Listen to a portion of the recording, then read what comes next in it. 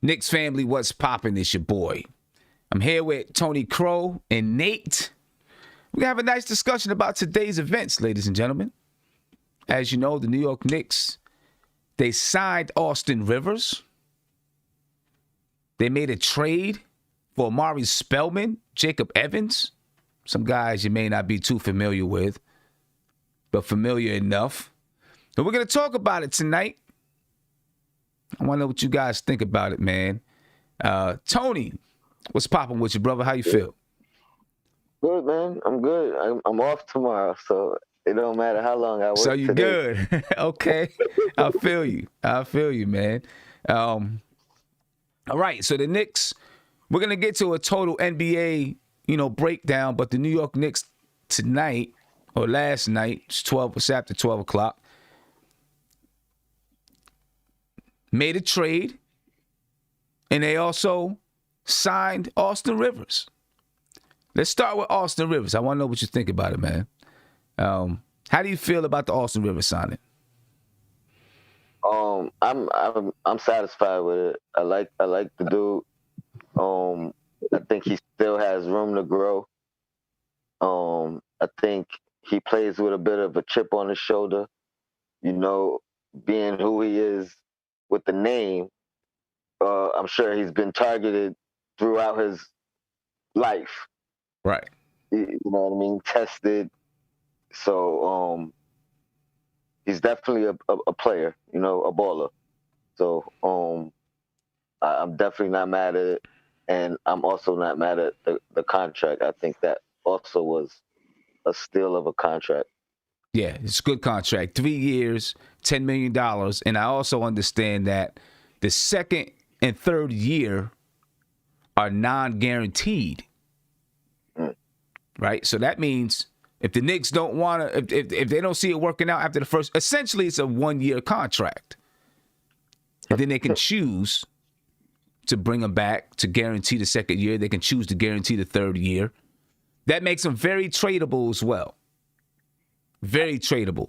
Because that means at the end of 2021, the 2020-2021 season, the Knicks, during the offseason, can still throw them into trades. Right? During the draft, they can still throw them into trades because the contract goes beyond 2021. Although the money's not guaranteed, the same way that they did with Elfrid Payton, Taj Gibson, and those guys. So, yeah, I think it's a good contract. I think it's a valuable deal for the team. A lot of team value there because I believe on the Knicks, he may be able to outplay that $3.33 million a year or whatever he's getting in the first year. He may be able to outplay that. I think that's a good sign. He plays defense. Intelligent player. Has been around the game his entire life. And he's played for some pretty good teams. He's going to bring that to the Knicks. And, I think that's a good signing. Good signing. Nate, what do you think, man? Yeah, I agree. I mean, I think he's a low-risk player that, Tibbs has been saying that he wants. He wants to win now players. He wants a player that's like a vet. I mean, Austin Rivers is 28 years old. He's been with maybe like 3 or 4 teams already. He's aggressive. I mean, I love how he gets it to the cup. He plays good defense. I mean, we were talking before the show started that, I mean, he's kind of a combo guard. So you could either put him at the 1, you could play him at the 2, depending on how you want to use him. And at some points, I mean, who knows, man? He could maybe beat out all the point guards we have on our team. Yeah, I feel you. Big shout out to Terry and Trey in the building, man. Guys, y'all been away for a little while. Glad to see you guys back. Big shout out to you. Thank you for coming through. And Terrence Hill, you said, Sim, why are you so late? I'm not late. I've had this information. I've been talking about it all day.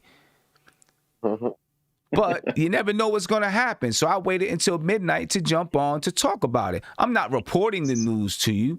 You know the news. We're talking about the news, giving our analysis to the news, my friend. Terrence. Everybody has the bleacher. Well, we've been doing it like this the past 3 days. That's what I'm saying, Terrence. Where you been, Terrence? We've been doing this the last 3 days, my brother. You know what I'm saying? We just talking about it, giving our opinion and our view. You know what I'm saying? It wouldn't have mattered what time that I came on. I could have came on 3 minutes after it had been announced, and you would have already known about it. Because it comes out on Twitter. I'm not breaking any news. I'm not Woj or Shams and none of them dudes, man. You know, we're just talking about how we feel about the move. That's all. Anyway, Justin, man, let me hear from you. How you been? It's been a minute. All I'm going to say is, and I'm going to say it like this, praise be to Rose. Praise be to Rose. It's a happy day or a happy time to be a Knicks fan because we're getting players. We might not be getting the names that they're all with the high-profile names that everybody wants to come to New York, but we're getting players that makes sense, and that's what I'm happy about. I'm happy. No players that we're not getting a player. Oh, we're going to sign this 32-year-old, 33-year-old player for a max contract, $120 million. No way. I'm happy that we're getting players that make sense. I was happy, I was okay with the draft. I wanted Halliburton, but we got Obi Toppin. I don't know why everybody's getting mad about that. I'm okay with it. But we're getting players that make sense. We're signing players to contracts that make sense. The most important thing. I'm happy to be a Knicks fan right now. I'm very happy. Yeah, I feel you. And when you look at everything that the Knicks are doing, what they've done so far, shopping in a $5 Walmart bin, right? 1 year, $5 million. That's kind of what they've been sticking to until they signed Austin Rivers. They used Ed Davis to acquire 3 draft picks, 3 second-round draft picks. A player that they didn't even have signed. They didn't even have this dude signed, right? They simply acquired his contract, and they used him. They used him for 3 second-round draft picks. He's brought more value to this team than any big man since Patrick Ewing. You know what I mean? I was happy about that trade. Leon Rose is doing a fantastic job. I cannot say no more than that. He's doing a fantastic job. Everybody wants to make the big splash right away as soon as you can.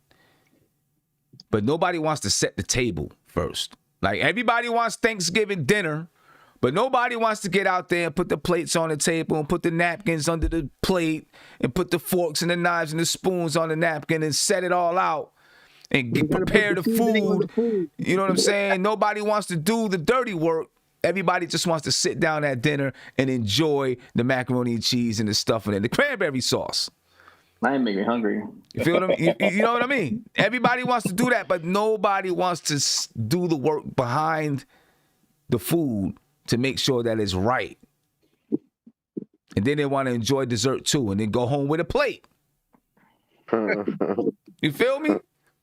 Sometimes you got to do the work first. You got to do the work. You got to put the seasoning on the food first to cook it. Yeah. And I feel like that's what the Knicks are doing right now. They're doing the legwork. They're setting the table. They're setting the table so that they will be able to make a splash when the time is right. When the time is right. Those are the key words. When the time is right. So they can make a splash when the time is right. That time doesn't have to be right now. That time can be next year. Whenever it is. But they're setting the table. When is the last time the Knicks have had this many draft picks and all? But now, I mean, you see how many second-round draft picks they have. A lot of them are in the 2023 draft, which potentially could be a very, very deep draft. Right? So they're setting the table, putting together the assets to be able to make moves later on. Will it happen this offseason? I don't know. It's hard to say, right, if it'll happen this offseason. But I do believe they're setting the table. They're preparing themselves to capitalize on any opportunity that may come their way. You know, Josh, what's going on with you, man? How you feeling about the moves? What's going on, fellas? So I just want to say that this front office looks competent. starting from draft night, the moves that were made on draft night, and being able to acquire more draft picks and more assets in the entire process. With that being said, we have a bad team currently as constructed right now. And I know people are, oh, we got to build for the future and everything like that. But you need to be able to win games. And right now, we don't have a roster that's going to be able to go out and win games. I think we're going to be bad, at bottom in the Eastern Conference again. Perhaps that's going to put us in the lottery. But again, losing games and tanking is not going to be able to go get you free agents and make your team attractive to free agents that want to come play somewhere. So I don't think the Knicks are done. I think that the multiple draft picks that are acquired, the three extra ones or whatever it was, they're going to go out and get Russell Westbrook. There's no way they're going into the season with the roster as constructed as it is right now. They're going to go out and get Russell Westbrook. Now I do agree with you that there's no way. I don't believe that they're going to enter the season with the roster the way that it's constructed. I do believe they're going to continue to tinker with the lineup. Who they're going to bring in, it is almost impossible to say with the way that this regime moves. But I do believe they're going to continue to tinker and move and try to put together pieces that fit. They got about a week. Of course, they can go into training camp, but training camp begins December the 1st. Logic tells you that you would want to have your team together before you enter training camp. It may not happen this way this year, not just for the Knicks, but for a lot of teams, right? I do agree with you that, it's not like they have an uber amount of talent on the team. I do believe that there's a separation between tanking and losing, though.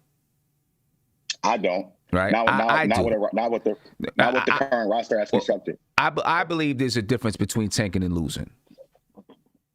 Right. The difference to me is when you are tanking, if the Knicks are winning and R.J. Barrett's dropped 30 during the fourth quarter, if they're tanking, they take him out and sit him down and say, you're done for the night because we need to lose this game. That's tanking to me.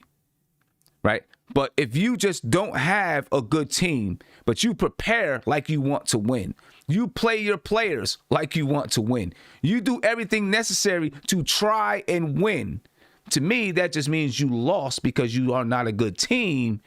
I think that's a difference than tanking. Front offices, maybe they tank. Players and coaches don't tank, in my opinion. Right? That's the way that I see it. A front office, if you want to say a front office is tanking, I don't believe that, I just feel like this. They realized that they were not going to get players that they had targeted. Right? They realized that Fred VanVleet wanted to stay in Toronto. They realized that they were not going to pay Gordon Hayward $30 million a year. Right? They realized that because that's what these players were demanding. Well, at least that's what Gordon Hayward was demanding, I guess. So, what did you want him to do? I know you want him to go out and get Russell Westbrook. Right? But beyond that, let's be realistic. What else did you want them to do in free agency? Well, I'm comfortable with what they did, but I'm just saying it's not over yet. With the draft picks that they have and the assets, I feel like it's not over. People like Knicks fans out there are thinking that this current roster as constructed is going to be what they're going to go into the season with. And I'm saying, no, that it's not done. They still got to go out and make some trades and acquire more talent. So I do want them to be aggressive and go out and get someone like Russell Westbrook. The Pickens, like a lot of teams don't really want him. A lot of teams can't even afford him. I feel like the Knicks in our position, we have all the leverage to be able to go out there and make that kind of move with the assets and the money. And we need to be a respectable team. But what does Russell Westbrook put us as far as if we get him on our team with the current roster we have? A playoff spot. We get a playoff spot. And that's minimum what I want for the Knicks to do, a playoff spot. All right. So now here's the thing. Here's the thing, Nate. If you go get Russell Westbrook, the roster's not staying the same. Right? They'll continue to tinker and move pieces and parts. Right now, players that they've signed will not be going anywhere. Players that they traded for, they could be moved. Players that you already had under contract, they could be moved. Austin Rivers, Elfrid Payton, Alec Burks, those guys aren't going anywhere. Not until later on when that moratorium is released. Right? Now, another thing to keep in mind, and I don't think that the Knicks would do this, but it is possible. Right? They signed Elfrid Payton, and then they turned around and signed Austin Rivers. It is possible. I doubt that any ink has hit the paper yet. Just like what happened with, it happened with Marcus Morris with San Antonio. They had an agreement, but the ink wasn't on the paper. It happened with Reggie Bullock. They rearranged his contract, based on his medicals. It's probably out of the question, but it is possible that they say, you know what, we didn't think we were going to get Austin Rivers. We got Austin Rivers. Maybe we want to do something else and not go with Elfrid Payton. I don't think that's going to happen. I think that they're going to keep Elfrid Payton and Austin Rivers. And if they do make a move, maybe one of those other guards get moved. Frank or DSJ. Right. Frank or DSJ. Frank or DSJ. Right. Tony and I were speaking earlier. DSJ is out the box. And City, I want to get your take on this. Tony and I were speaking earlier. And when you look at all the point guards that they have, the guys that you would say can man that point guard spot, most of them are combo guards. Only one of them is truly a pure point guard. Elfrid Payton is really the only pure point guard. And then you got DSJ is kind of a combo guard. Frank is a combo guard. Austin Rivers is a combo guard. But out of those four players, Dennis Smith Jr. is really the only guy that has the potential to be a lightning spark. Right? To be a He's spark. on the chopping block. Right? But also out of those three guys, he plays the less defense. He's not the same defender as those guys. Right? I think a question is going to be, do they want the change of pace guard that Dennis Smith Jr. can be? Or do they want to stick with the same formula for all of their guards? Right? Because that's what it would be. Now, when we talk about Quickly is a little bit different than all of them because he is a defender. He's more of a shooting guard than he is a point guard. And he can knock down the three. You need that. He's not going anywhere.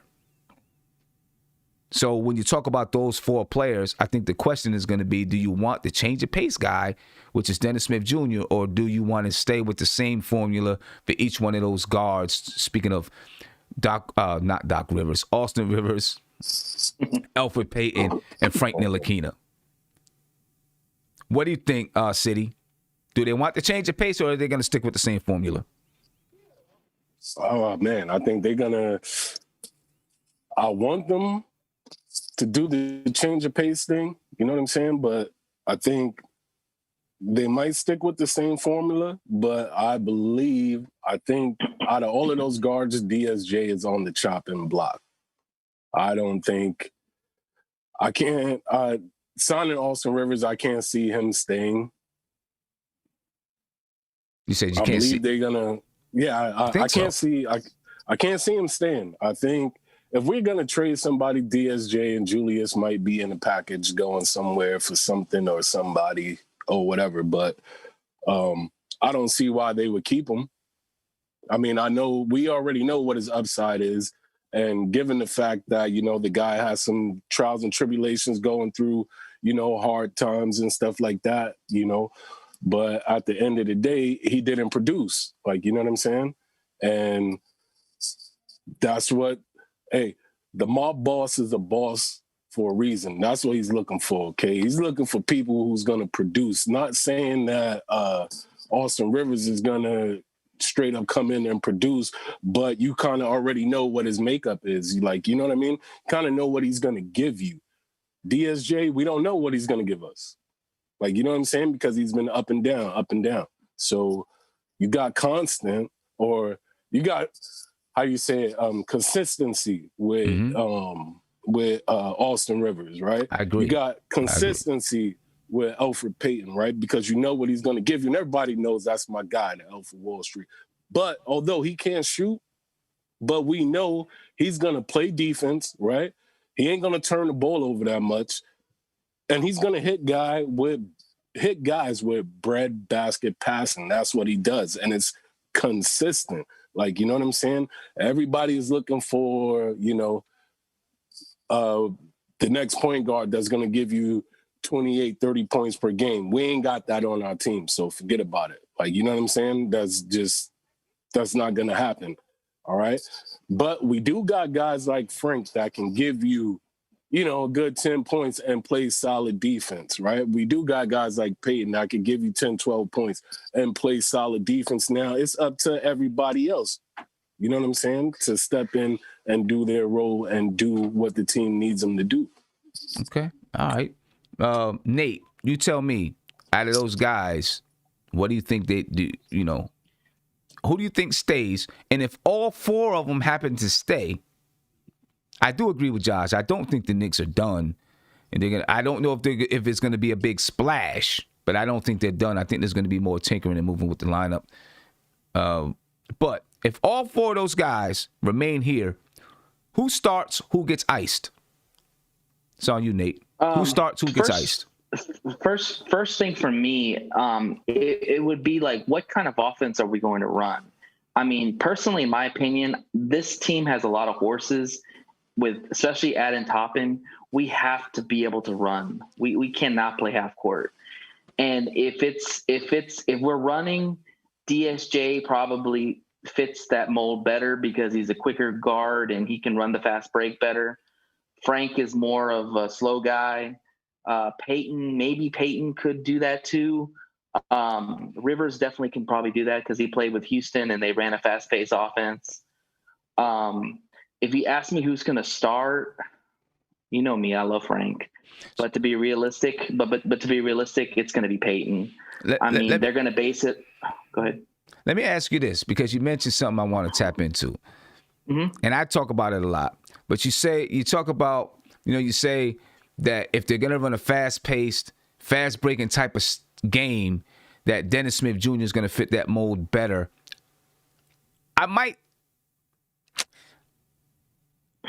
Why do you say that? What's your basis for saying that? Well, okay, so my basis for saying that is because I feel like Frank and Elfrid are more of a half-court type of point guard that like to walk it up the court, set up the offense, stuff like that. To where is if you want to run, I feel like DSJ and Rivers are more athletic and more faster.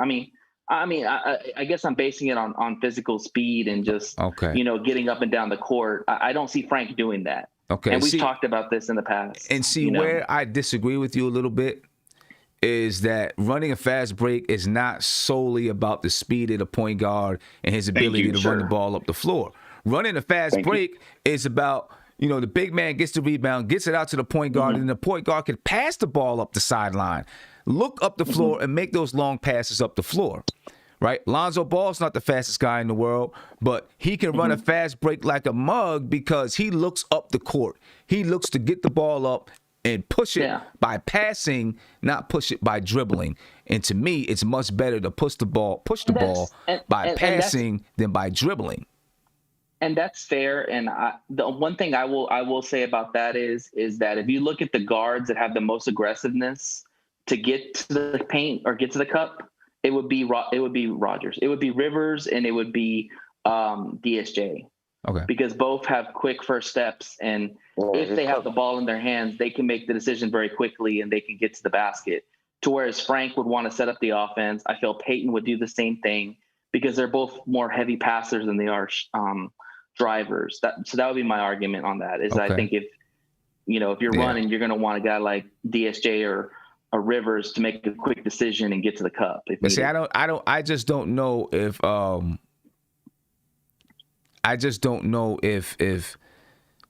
DSJ really makes that quick decision. And Joe Curry, you're wrong, bro. He said long passes are old now, dribble up the floor. You're wrong, bro. I don't know where you play basketball at. You are so wrong. You need to get on the basketball court and hoop then, my friend. You are wrong. Hey, Nate, what is he? What is Joe Curry right now? Come on, Nate. You don't know. You wrong too. He is wrong. You are wrong, Joe Curry. It is not dribble up. It is still pass the ball up. Go ahead, Josh. Sam, let me get asked a rhetorical question real quick. Nate, do you consider Golden State, like when they were winning the championships, did you consider them a fast break team? No. Okay. So my thing is, no matter whether you're fast break, whether you're a running team or whether you're a half court team, it all starts with playing defense and getting that rebound. That's what starts it. So the Knicks can hypothetically, they can be a fast break team or a faster team as long as it needs to start on the defensive end. Sure. Okay. So it doesn't, I feel like this talk about we got to make players try to fit around, what the coach is going to do. I think it needs to be the other way around. The coach needs to adjust to the players that he has. Okay. Well, we know that Thibodeau's going to be defensive minded. We know that's going to be his first and foremost. They're going to have to play defense. But what I'm saying is, as far as his offensive philosophy, we don't know. We have a lot of horses on this team that want to run, that probably would benefit better if we move at a faster pace than a half court pace, because a lot of these guys can't create their own shots, and we have point guards that, yes, they can get the ball to the players, but can they make the shots consistently? I think we just would benefit better is if we ran more, because we have athletes on this team. I mean, you add Toppin, you've got Knox, you've got Barrett. I mean, he's not the fastest guy, but hey, he's this conundrum. Decently. Everything that we're talking about right now is based on the fact the Knicks they need more talent on the roster. And that's where I'm getting at with it. Yeah. Right. That's what I'm saying. That's where it needs to come from, like having talent on the roster. Like if we can be able to get some other guys to come in, specifically a point guard that's able to drive and do everything that you're talking about. Russell Westbrook, I got to say his name again, or that's Kemba Walker. How about Kemba Walker? Okay, here's my thing about Russell Westbrook. I love Russell Westbrook's heart. I think the guy plays with a great motor. The problem is he plays out of control. And the thing is he takes terrible shots. And he's going to check a three-pointer before he drives it to the basket. I just don't know if he's the right decision maker to have on this team. I don't want that style. I think that would be bad for us because he's a me player. He's not a we player. Okay, so when he was in Oklahoma City, did you consider him a selfish player when he was in Oklahoma City? Were they a selfish team? Were they a bad team? What about Paul George? What about Paul George? I mean, Paul George had his best season playing with Russell Westbrook. There's a reason why people don't want to play with him, dude, because he plays too me for himself. He's always trying to compete against the next person. I don't think Victor Oladipo or Paul George would say that. Or Steven Adams. They're not there anymore, right? So listen, the whole thing with Russell Westbrook, I don't know. It sounds like Houston, and for whatever reason, I still can't understand it, and I'm trying to wrap my head around it, but it sounds like Houston and Washington are still somewhat in discussions for Russell Westbrook to go to Washington and John Wall to go to Houston. I don't get it, and I don't understand it. Scotty Brooks is there, that's why. That makes no sense. Well, okay. I mean, it makes no sense to me for Houston. Yeah. Why would they want John Wall? I don't get it. I don't understand. They have the same exact contract. So it's not like they get a break in salary or anything like that. I don't understand why they would want John Wall without knowing that John Wall is 100% healthy. He hasn't been playing in 2 years. No. He hasn't been playing in 2 years. I don't understand it. So we'll see how that goes and how that plays out. Happy then. That's maybe that. Say that again, Justin. They're probably trying to make Harden happy to not want to leave Houston. Maybe if John Wall is healthy, maybe they see his injury report. Maybe they figure maybe he's a better fit with Harden in Houston than Westbrook was. Maybe. I don't know. Supposedly, Harden never had an issue with Westbrook. Westbrook was the or maybe they move him to Houston. Hold up. One time. Go ahead, Tony. No, I'm saying I never heard anything about Harden not wanting to play with Westbrook. It was Westbrook wanting to leave. You know what I mean? I never heard any bad blood on Harden's part with Westbrook. Yeah, I don't know. Or maybe they're trying to trade and then tried to trade Wall from the Rockets. I don't know. Yeah, but you know about that rumor that Harden wants to go to Brooklyn. That's why I'm thinking about it in that perspective, that they're trying to They make have him to give Kyrie to do that. They have to give Kyrie. But let me ask, I got to get on Josh real quick, Sam. I'm sorry. Real quick, Josh. You're saying that we don't have a good team, that, you know, they're going to tank, blah, blah, blah. You're telling me right now that if the Knicks go into the season with the roster they have, compared to last year, let me answer this question. There's no chance that they can't even be a playoff team, or at least even better on the defensive side of the ball? I'll do you one better. I'll throw it back at you. Who's going to be our leading scorer this year? Toppin. No, I don't think I don't think that Toppin's going to be the leading scorer. Honestly, I really don't. You know, who knows? To answer that, we don't know. I don't know. You gotta wait and see who we get. I don't know how Tom Thibodeau is going to run the offense, and you know what type of system he's going to set up. You have to see that, right? You have to see how that works.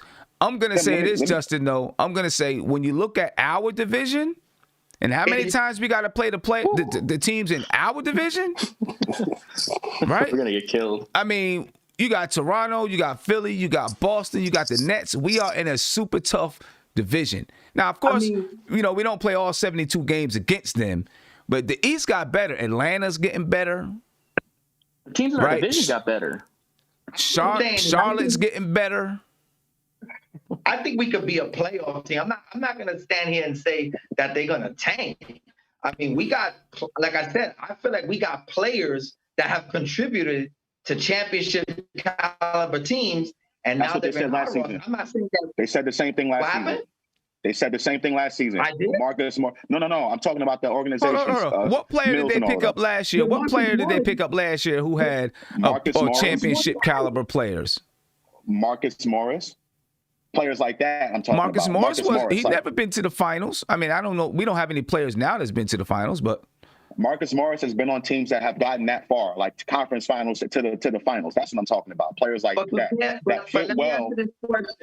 Compare the roster from last year and compare it now. I mean, you got legitimate, I'm not saying all-stars, but you got legitimate players that when they get on the court, they're coming to play. You got Nerlens Noel. I mean, Austin Rivers alone, he could, any given night, he could give you 25 points. Oh, come on now. So you're saying that if Austin Rivers was on the team last year, the Knicks would have been considered for a playoff team. They would have been in a playoff conversation. Well, okay, let's do it like this. Let's do it like this. Hold up. Let's do it like this. Okay,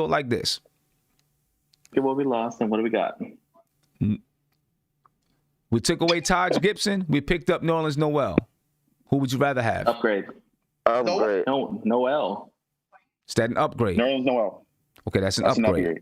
All right. No more Damian Dotson. We got Alec Burks. Ooh. Is that an upgrade? Push. Burks.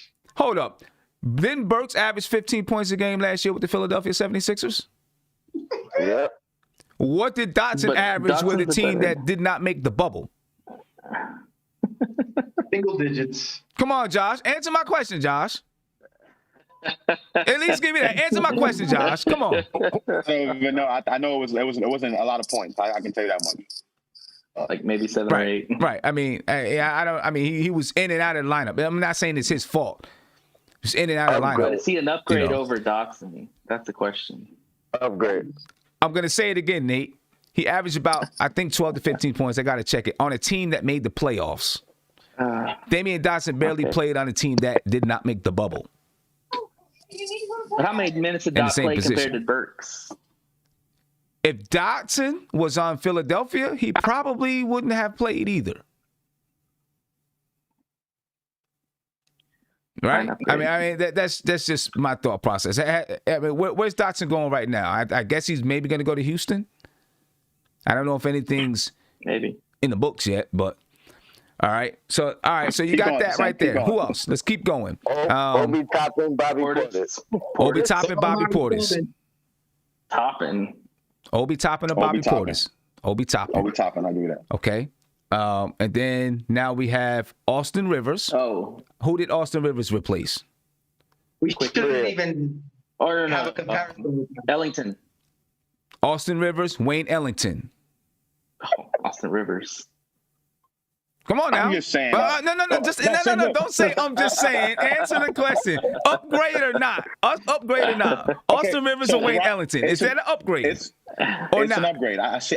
Okay. I see what you're getting at. And then I see hold what up. you guys are getting at. And then we still got quickly Alonzo Trier. Quickly. Upgrade or not? Quickly. Okay. So I got one more. Son. I got one more. Okay.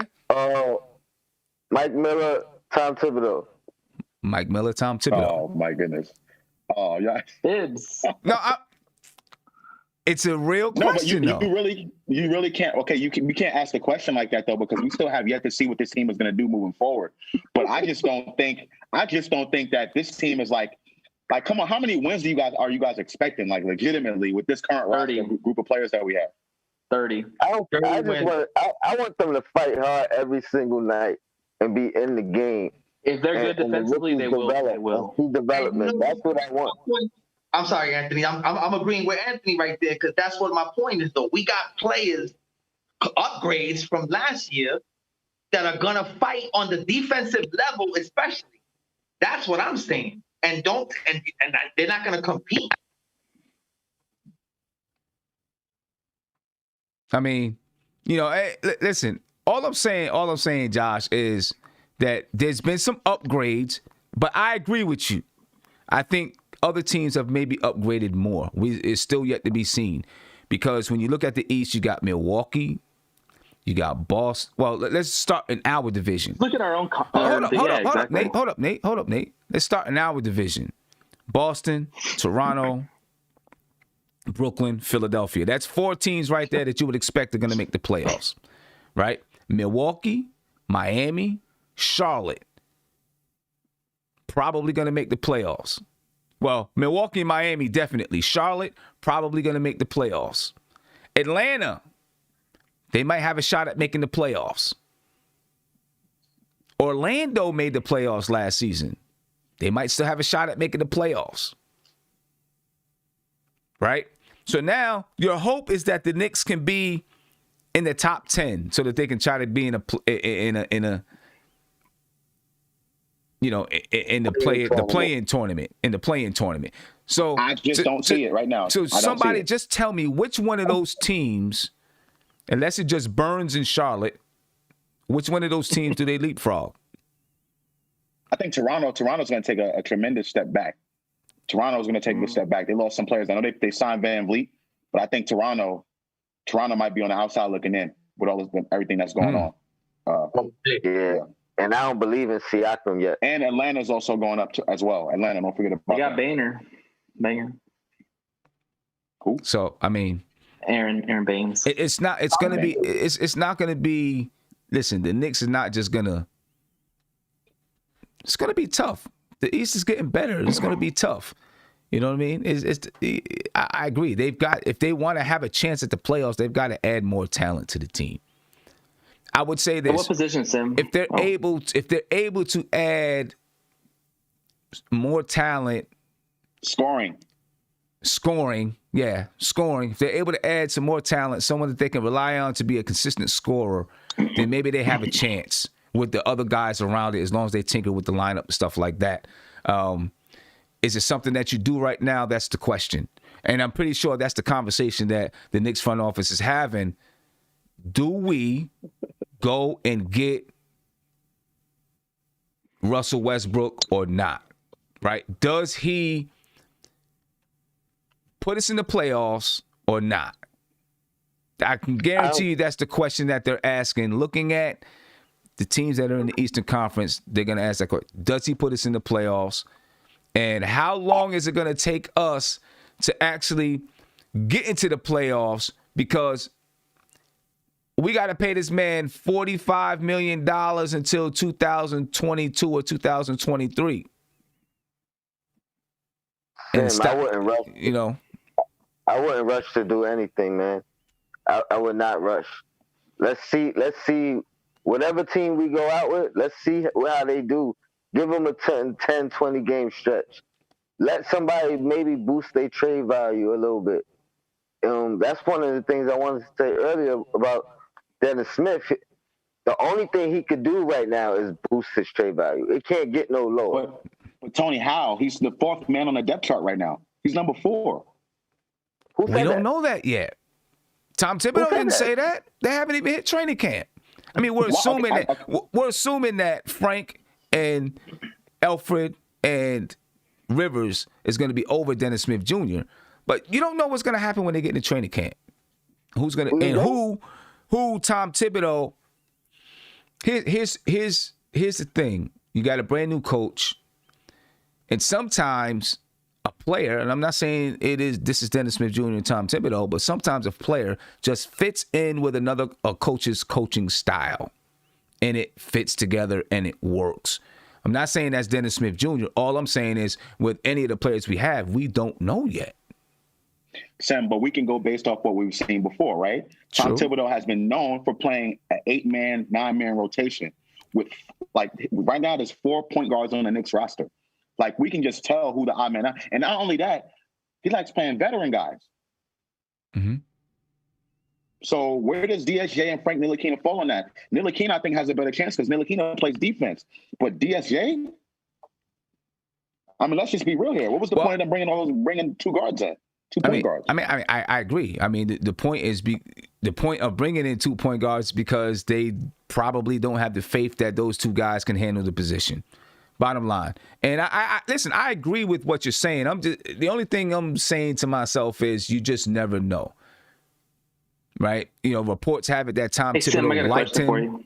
Reports had it that Tom Thibodeau liked him before before he was drafted. Obviously, it's been 3 years since he's been drafted, so anything could be anything. Who knows? I don't know. We'll see. Something has to happen because you don't want to have an unhappy Dennis Smith Jr. on the squad if he's going to be unhappy, right, and cause any kind of things, rifts, whatever going on. I think Tom Thibodeau would take care of that anyway. But you want to get his regime, his era started off right. You know what I mean? Hey, Sim, I got a question for you, Sim. Yeah. Do you see any situation to where Austin Rivers just wins the point guard position? I mean, if they get into training camp and he wins it out, yeah. I don't see why not. Because I would argue right now he's probably the best point guard we have out of all of them. Well, he's probably the most experienced. Is he the truest point guard? I think Elfrid Payton is probably the purest point guard. Elfrid Payton is probably he's a good combo. Yeah, Elfrid Payton is probably the purest point guard, but he's probably the best scorer out the bunch. Yeah, he's aggressive too, the most aggressive one too. So, which is what we need. We just spoke about it, right? Yeah. Let me ask you this, Josh. Who are based on the roster that we have, if this is the same roster, then after this I'm going to take some phone calls. If this is the same roster that we go into training camp with, who are your 9 guys? Because I agree. 9 guys is probably what Tom Thibodeau is going to play. Who are your 9 guys? Mitch, Nerlens Noel, Obi, Knox, RJ. Right, that's 6, right? Austin Rivers, Elfrid Payton. And maybe they bring Iggy up or somebody like that. That's going to be the 9 guys that are actually going to play, in my opinion. Randall's not going to play? I forgot about Randall. Yeah, I forgot about Randall. There you go. But see that problem I'm having right now? That's what I'm saying. Like, so you're putting Knox over Bullock at the 3? Maybe not. And I think he's going to expand his rotation because that's part of saving players and less injuries. You know what I mean? The smaller your rotation, the more minutes guys are playing. You know what I mean? So, and also the willing defenders. I could see a good 10-man rotation. You know what I mean? A good 5 off the bench and 5 starters. What's going to be interesting? What's going to be interesting is if Toppin and Randall are here. How those four, the 2 centers and the 2 power forwards work. I think at that position you have good depth. You know, you got two good centers in Mitch and Noel. Noel's not like a world beater, but I'm just saying, you know, as far as defense and being able to protect the rim, two good centers there. You got two power forwards, struggle on the defensive side, but you got two competent power forwards. At least we believe Obi's going to be competent, right? We haven't seen him play in the NBA. You know something that does concern me? Rebounding concerns me a little bit right now. Seven. Nobody averaged 10. You know, especially if Mitch gets in foul trouble early. Yeah, I mean, Mitch, while he can rebound because of his length, he's not the box you out, demand the rebound type of guy. Obi, we don't know how he's going to rebound in the NBA yet. We'll see. Right? Randall averages 9.9 rebounds a game. If he exerted a little bit more energy, he'd probably average 12, 13. That's why Bullock is probably going to start over Knox, because I think Bullock's an okay rebounder, better than Knox. Knox should be a better rebounder, but he's not. I mean, you know, so I'm a little bit concerned about the rebounding side, you know, about grabbing boards, and if you're not now, you know, we need some help from the guards. I think that R.J. Barrett's a decent rebounding guard. Point guard there. Elfrid Payton's a decent rebounding guard. If he was here, he's not on the team. At least right now, he's not on the team. But yes, he's a good rebounding guard. He's a good rebounding guard. Hey, Rivers might be a decent guard. Rebounding. Let me get to a phone call. Caller, you live. What's popping? Hey, what's going on, man? It's Travis, man. I want to talk a little about Dennis Smith Jr. All right, let's talk about him. I think we got to give Dennis Smith Jr. his fair shot. Like last year, I know we came in. He really didn't get a fair shot. I know he was going through a lot with his mother and stuff like that, like a lot of personal stuff going on. I think Dennis Smith Jr. is way more talented than we're giving him credit for, and I think he could really pop out this year. But we got to give him a shot, like a fair shot. Okay, let me ask you this: what do you think Dennis Smith Jr. needs from the team, from Tom Thibodeau, to rebound his career, to reclaim his career? I think he just needs like just somebody to have some confidence in him. You know, that can do a lot for a player. Like just having somebody believe in you can be the difference. Like he's got talent. And I remember when we were talking about Dennis Smith Jr. 2-3 years ago when we wanted to draft him, and everybody's down, everybody's in. We're like, yeah, we should have drafted Dennis Smith Jr. over Frank, all this stuff. And then everybody's giving up on him. Like he's still 22 years old. He's got a lot of talent. Like if he could get his jumper, he's got all the athleticism. If we could just get the jumper down, like a little confidence in him, and Tom Thibodeau is known to get his guys play for. He hopefully he gets Dennis Smith Jr. to play hard for him, because on the defensive end he's definitely lackadaisical and all that. But if he could get Dennis Smith Jr. to give his all, I think Dennis Smith Jr. could be a really good player. Like he's definitely got the talent. I just think we got to give him a shot. Okay. I mean, listen, I understand exactly what you're saying about Dennis Smith Jr., man. He's talented. It's hard to say exactly what happened last year with Dennis Smith Jr. You know, I mean, we know he went through some things with his family and all of that kind of stuff, but what exactly happened with him is hard to say. Bro. I don't know. You can't discount that. Yeah. Nah, I feel you, man. I appreciate it. And you know, we'll see. Listen, if he doesn't get traded by training camp begins next Tuesday. If he's not traded by training camp, then he's going to have that chance. The competition is going to be stiff. Get a chance, yeah. The competition is going to be stiff. Yeah, you know? yeah, for sure. Like, I like the Austin River pickup is like a prove yourself pickup too. Like everybody's going to be playing for the spot. You know what I mean? There's going to be a lot of competition at least.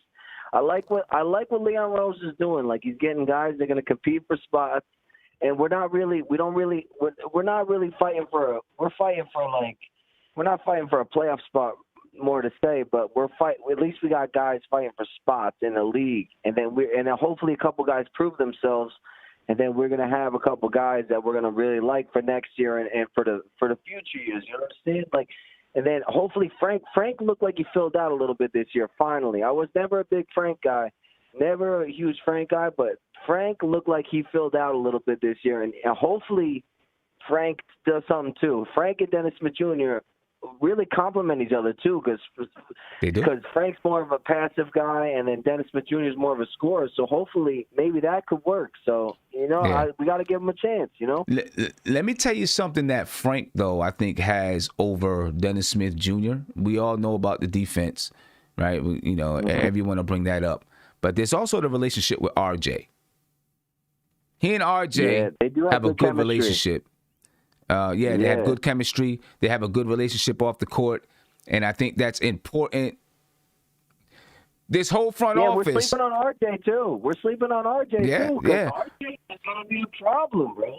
He works hard. Like, he's gonna be a good player. Like, there's no doubt about that. No, you're right. I agree with you. But look, this entire front office so far this offseason, everything that they've done has been based on relationships. They value relationships. Yep. They brought in Miles Powell. Why? Because, he's a good player. I'm not saying this is the only reason. He's a good player. Yeah. But he's also best friends with Obi Toppin. They've been working out all summer together with Chris Brickley. Yeah. Yep, exactly. Yep. So this regime values relationships, and that's a feather in Frank Ntilikina's hat when it comes to RJ Barrett. So, hey, my man. Agree. Hey, I appreciate your call, bro. Yep, this Travi, man. I've been listening. First time call, long time listener, man. Appreciate you. Appreciate you, man. Thank you for calling, man. Peace. Yep. Let me give a shout out to a couple guys real quick. Let me see.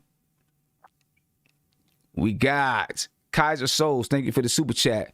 You said he's talking about you, Josh. He said this guy is unrealistic. So Westbrook doesn't want anything to do with this team.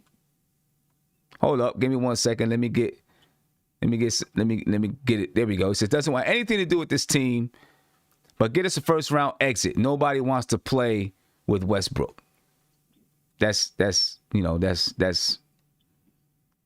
Kaiser Soul's point of view. Huh? That's false. That's what that is. It's false. Hey, I'm just telling you what Kaiser Soul said. I'm not saying if it's true or if it's, I'm just letting you know what he said. All right. Okay. That's all that is. It could be true, it could be false, it could be whatever you want it to be. I don't know. All right, let me see. Let me get to another one here. The Knicks fan, big shout out. One second, my man. Big shout out to Advo Comedian Podcast. He said, Knicks family, we are the Kentucky Knicks now. Mm-hmm. Frank is still here. So that's awesome. I think he's being facetious. He said, Alfred didn't play as bad as we make it seem. Obi has a great name, IQ 2. All right. Obi does have a great name. KG is the man. Big shout out to you. Said last year's team won 21 games with bad shooting. They added shooting in the backup center. We'll be fine. Trust the process. Okay. All right. I do agree. We added more shooting and a backup center, which we needed. So we'll see what we can do. And then Mighty Knicks, thank you for the super chat. You said DSJ to the Beijing Ducks. We'll see what DSJ is going to do. How things work out with DSJ. All right, my man is on the phone. Let me get to this guy on the phone. Calling you live, man. What's popping? Hey, what's up? Good show. I'm New York local, so it's like, it was always a win-win, when I watch the show.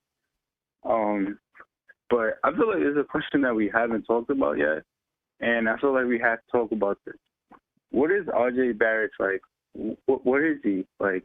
Is he gonna be a primary scorer next season, or like he's just not? Like he's supposed to be like I guess like a second or third star. Like what really is he? We don't know yet. We're still learning out what he is, right? We're still learning what he is. I think that in order for RJ to take that next step to be the primary scorer on your team, he's going to have to, his jump shot's got to get there. And I know he's working on it. You know what I'm saying? So I'm not saying, it can't get better. That's one part of his game. The jump shot's got to get there. He's really good at getting to the line, so I think he's got to convert a higher percentage of his free throws. So, all right, so are you saying that is it even worth to go out to go get a Russell Westbrook or John Wall? Because, he would have to be playing off of them, too. I think that's the biggest problem when I look at this because, I feel like we're in, basketball purgatory. I feel like it's really hard to upgrade the roster unless you move certain people. Because we essentially drafted a whole starting five when it comes to, Frank, Knox, Mitchell, and then RJ. So it's out of that whole roster that we drafted, RJ has to be the star, in my opinion.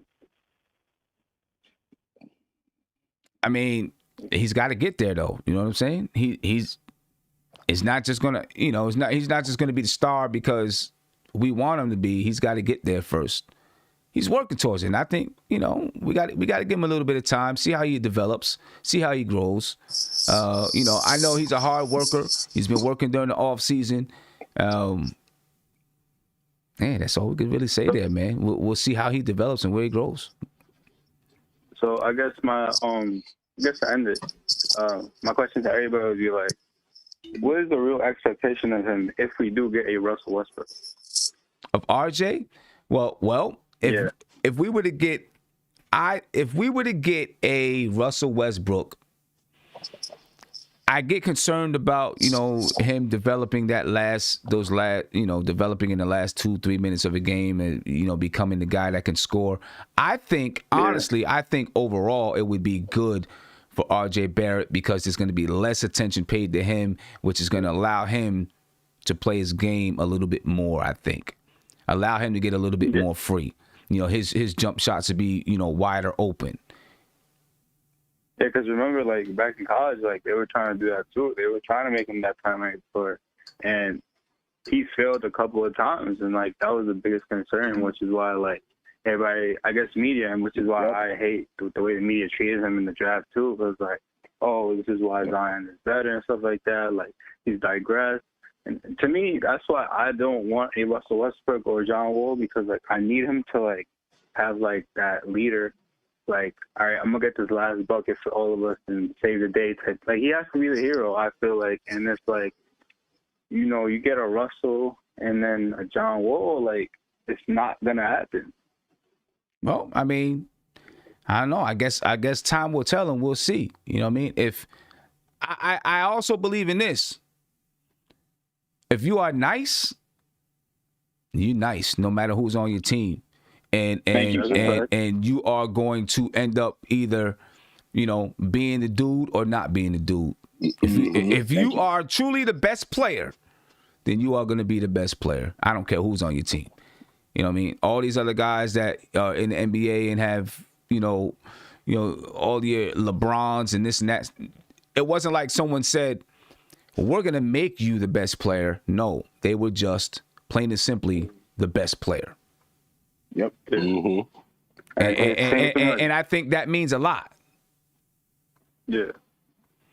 Because thank you for the show, man. Appreciate you, man. Thank you. Yeah. Go ahead, Josh. Can I just piggyback off what you said? Yep. So, and this is the big thing because a lot of people were like, "Well, we shouldn't draft Obi Toppin because he won't fit well with RJ Barrett."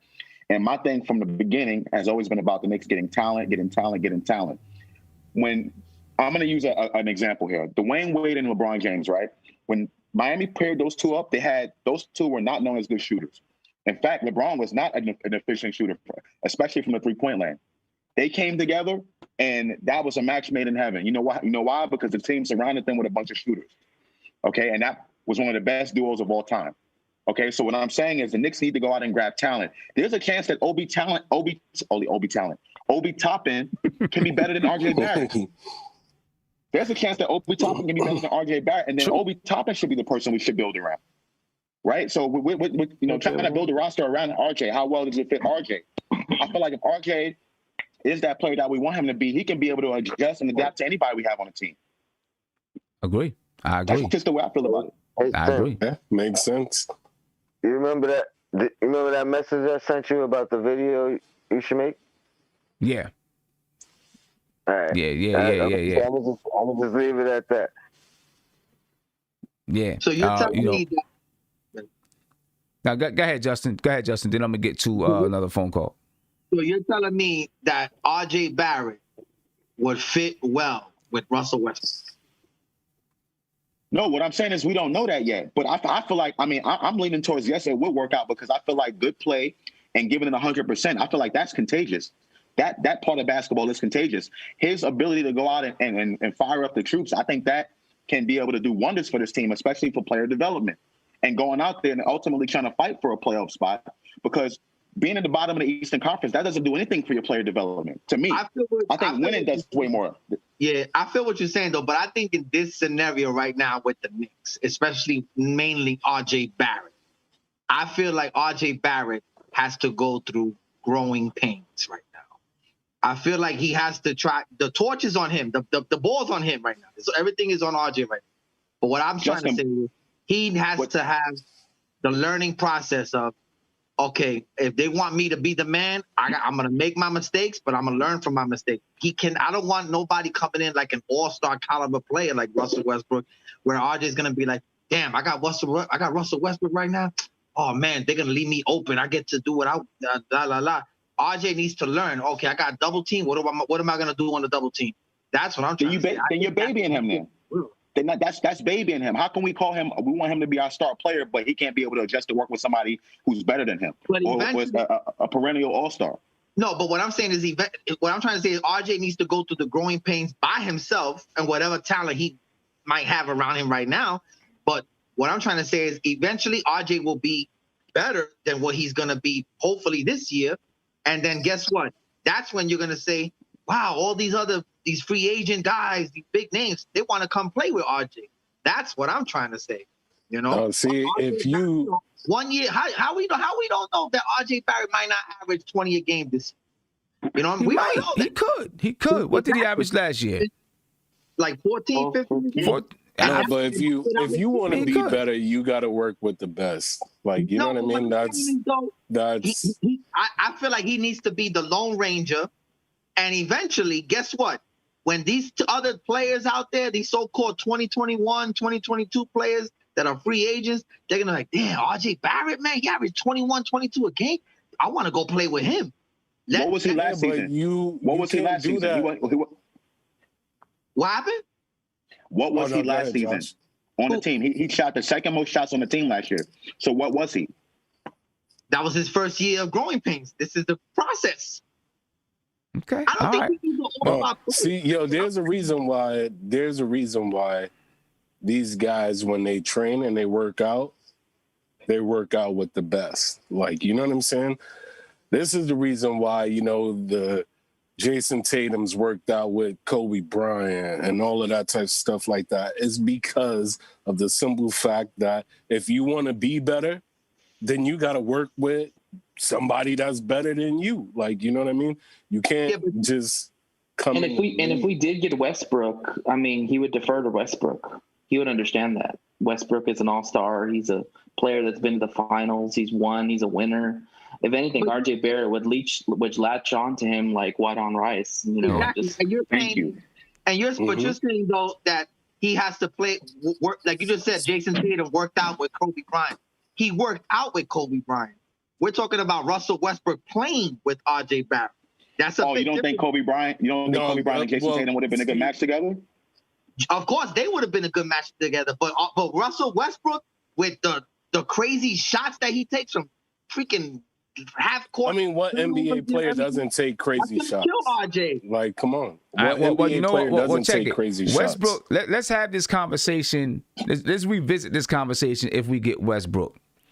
Yeah. All right. We'll go back and revisit it. We got Austin Rivers right now. We're good. Because right now we got Rivers. Tony, who's your starting five with this team right here? I think I'm leaning towards Peyton just because he's he has the familiarity with the team. Rivers already kind of came off the bench. I'd probably do RJ and Bullock. I don't know who's going to be 2-3, but whatever, interchangeable. I'll probably go with Randall and Noel. Yeah. I was thinking I heard that too. Yep. Tibbs wants a vet. Okay. He wants a vet. Josh, what's your starting five? So yeah, I've heard that Noel thing about Noel starting. I've heard that a lot today, especially. But I wouldn't go that route. I would go Mitch. I would go Randall. Small forward. I might consider, since we have so many guards now, I might consider moving RJ to the 3 right now. And then let's see. Ooh, it's tough. It's tough. I'm gonna say Bullock and Austin Rivers.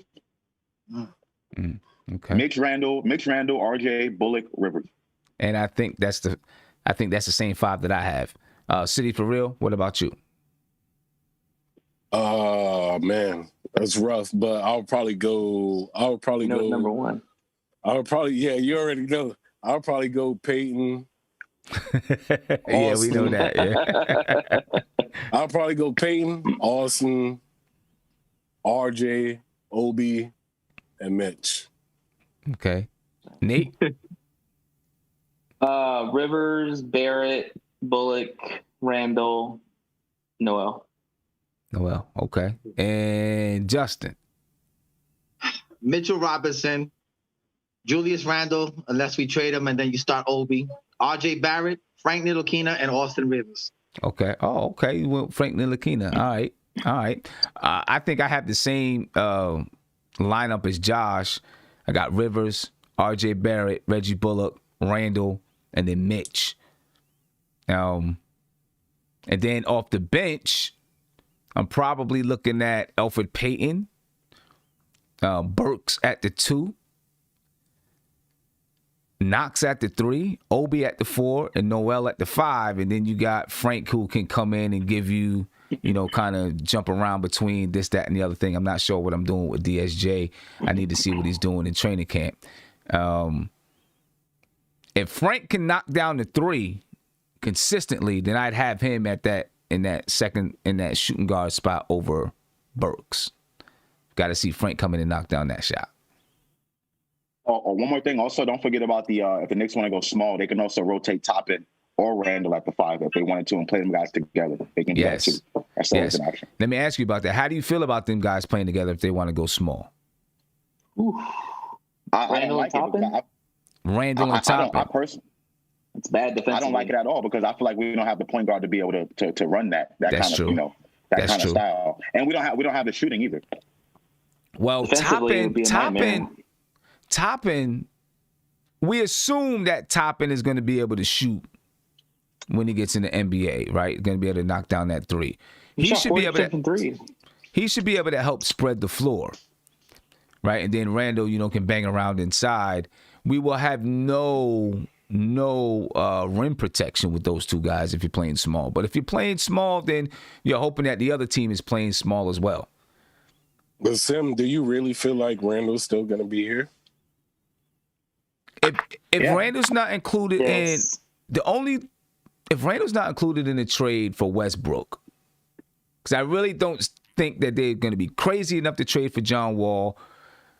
They might be considering Westbrook. If he's not included in the trade for Westbrook, then yes. Because I know people are going to argue and say, oh, you got to start Obi over Randall if he's here. I don't think it's that way. I think they got to go into camp. If Obi is the better power forward, then Obi starts. If he's not the better power forward, then he doesn't start. And Randall starts. I still think Randall starts because he wants the vets. Tibbs made it very clear he wants vet players. Well, he wants to win now.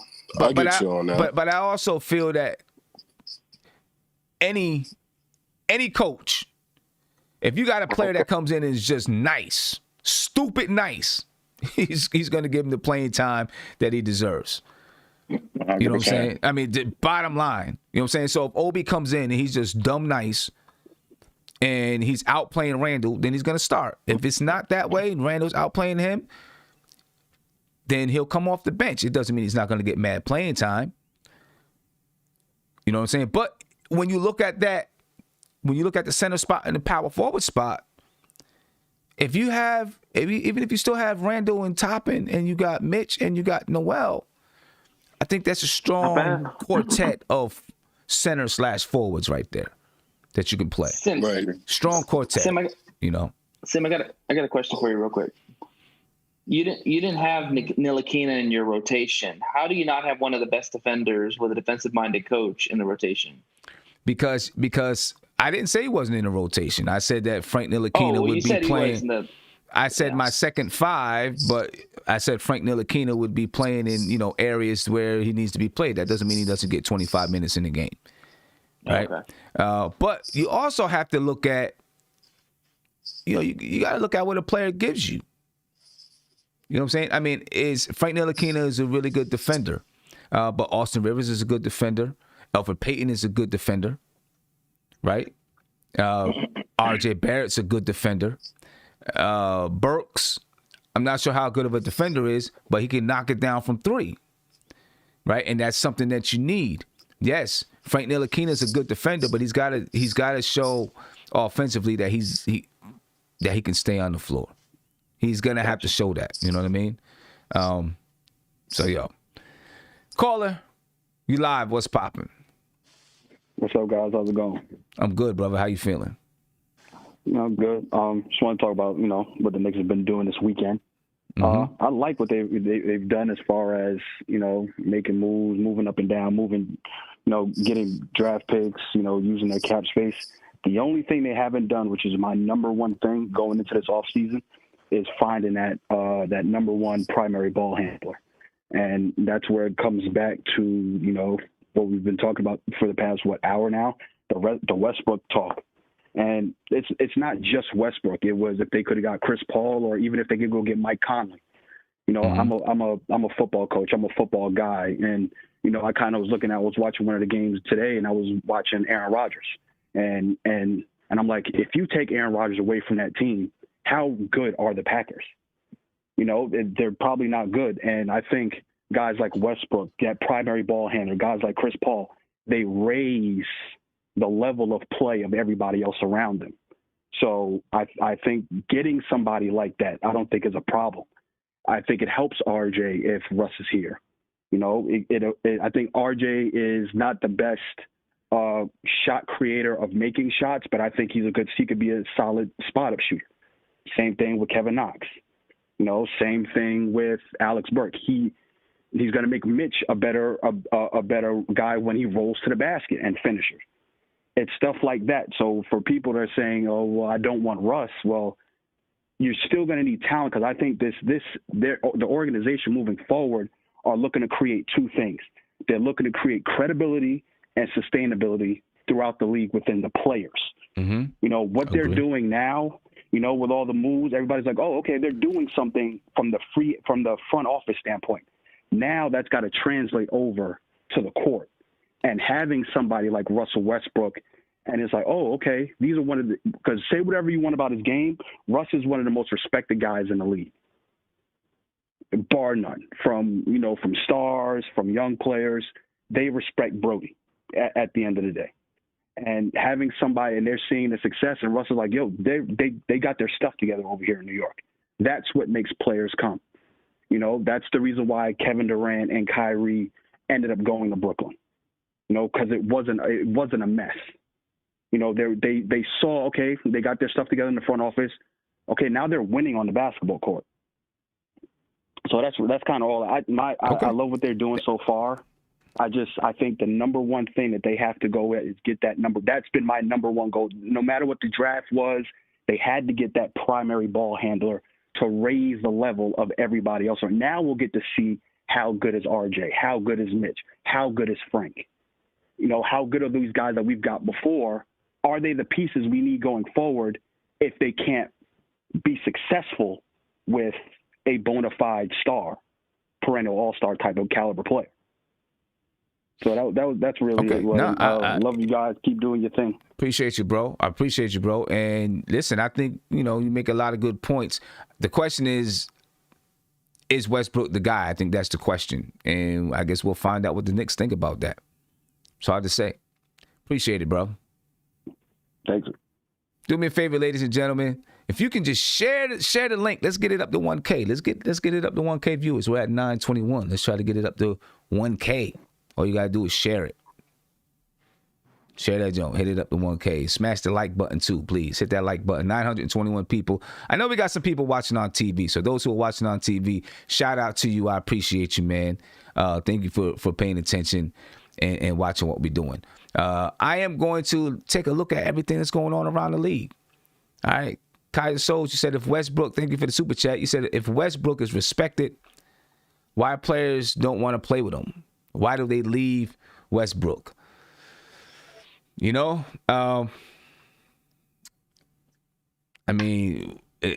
know exactly what goes on behind the scenes. It's a good question. I'm going to get back to the phone calls really quick. I want to take a look at what's going on around the league today. All right, as far as players being signed and traded, it's been one of the, although we don't have a lot of major players, there's been a lot of movement. A lot of movement going on. All right, so we're going to start with Woj. All right, Chris Boucher has agreed to a 2-year, $13.5 million deal to stay in Toronto. And, of course, I think for Toronto, Fred VanVleet was the starting point, and then Marc Gasol, who we know left. Then you'll see, everyone else kind of fill things in. Okay? Bobby Marks explains the rationale behind Mcgee being traded to the Cleveland Cavaliers. Right? He said the second year, the rationale for the Los Angeles Lakers has to do with the second year in the Marc Gasol contract. All right, so signing a 1-year contract would have been a $1.6 million cap hit. Signing a 2-year deal takes on a full $2.6 million hit, and he said that $1 million difference can go a long way when dealing with the hard cap. All right, Alfonso McKinney and Jordan Bell are non-guaranteed contracts. To make the money work, Los Angeles Lakers need to guarantee part of their salary. Cleveland has traded Jordan Bell and Alfonso McKinney to the Los Angeles Lakers in the Gasol deal.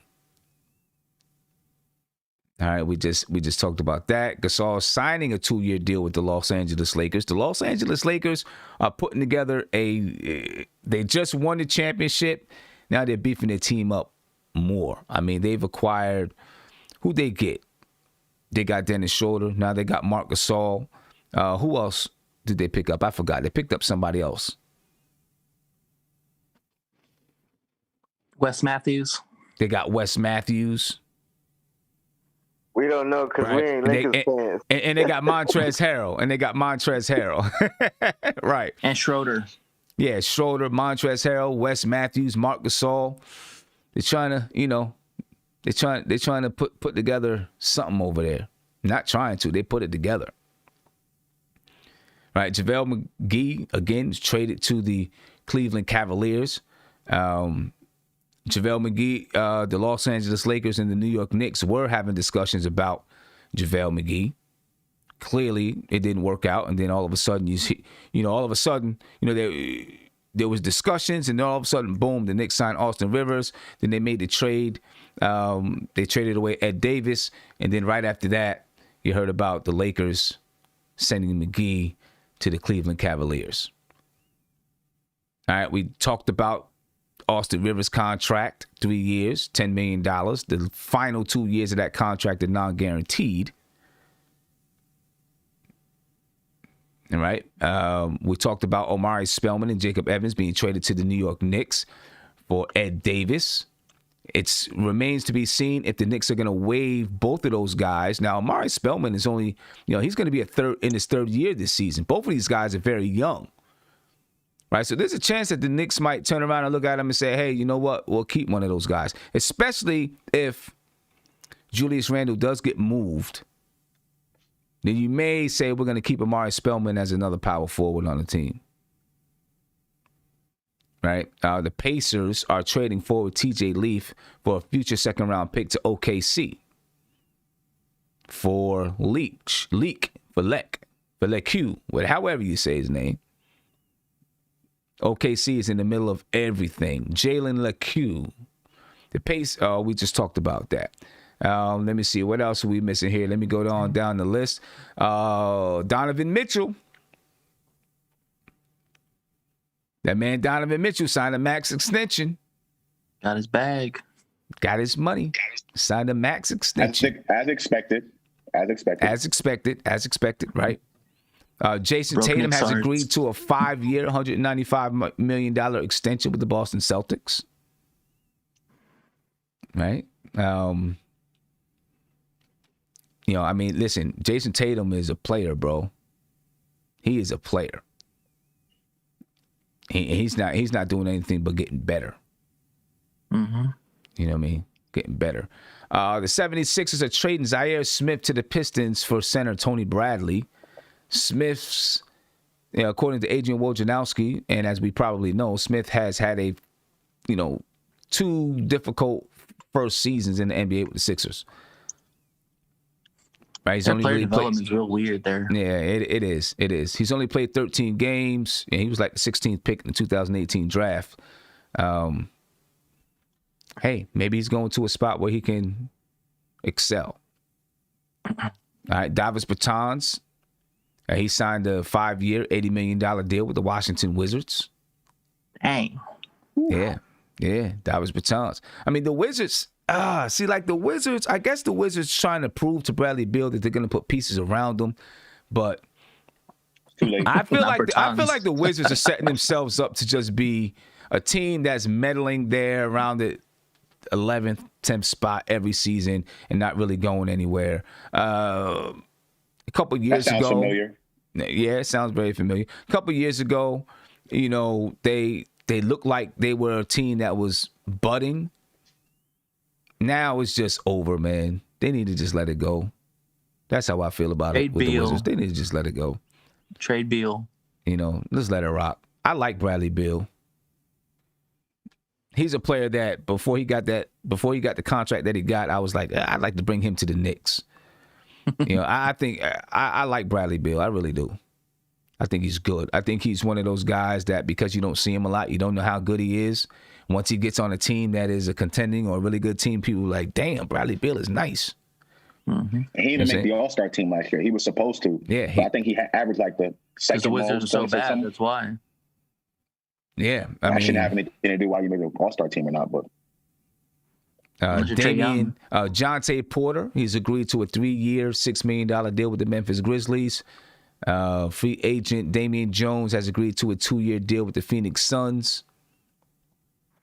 Guard Quindary Weatherspoon is returning to the San Antonio Spurs on a 2-way contract. Theo Pinson signed a 2-way contract with the New York Knicks. So the Knicks waived, or if they decided not to, take, not to take his option. They declined this option, and then they assigned them to the Westchester Knicks. Do you see Powell taking that 2-way at some point? I think it's possible. One of those guys, either Theo Pinson or Jared Harper, could end up being waived and then Powell take that spot. Or Powell comes into training camp and then they make a decision about Powell. Maybe he ends up going to Westchester. Because right now the Knicks have 16 contracts and that does not include Powell. They have 16 contracts right now. So no matter what happens, there's got to be a trade where they send out 2 guys and take back 1, or they got to waive somebody. There's options. Right. Torrey Craig, he's reached an agreement on a deal with the Milwaukee Bucks. We talked about Donovan Mitchell, but this is his max contract. Right. In 2020, 2021, he's going to make $28.1 million. And it could move with incentives to 33.7. 21-22, he's going to make 30.4, and it could move to 36.4. These things depend on the salary cap and other incentives, right? If his money moves to a supermax. Because right now it's actually 163, but it could move to a supermax at 195, depending on all of these other things. 22-23, he makes $32.6 million. It could be 39.1. 23-24, he makes $34.8 million. It could be 41.8. And in 24-25, he makes $37.1 million, and it could be 44.5. That's not a bad contract at all. Right, so that's Donovan Mitchell's contract. And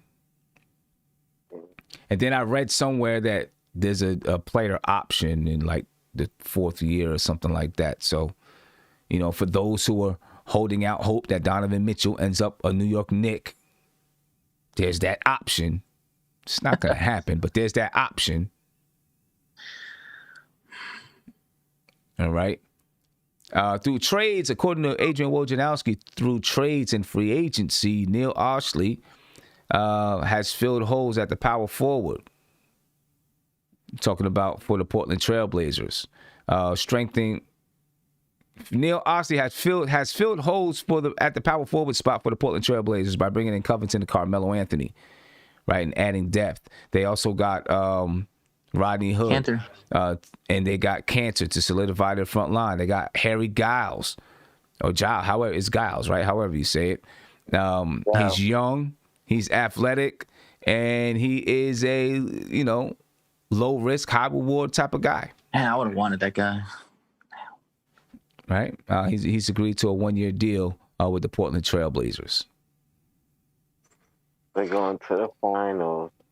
What'd you say? Oh, They're going to the finals. You said Over Portland's the going to the Lakers? finals? Over the Lakers? The Western Conference finals. Woo! You crazy. You crazy, The Western boy. Conference finals? I don't know. Brian Forbes, he's Denver? agreed to a 2-year deal with the Milwaukee Bucks.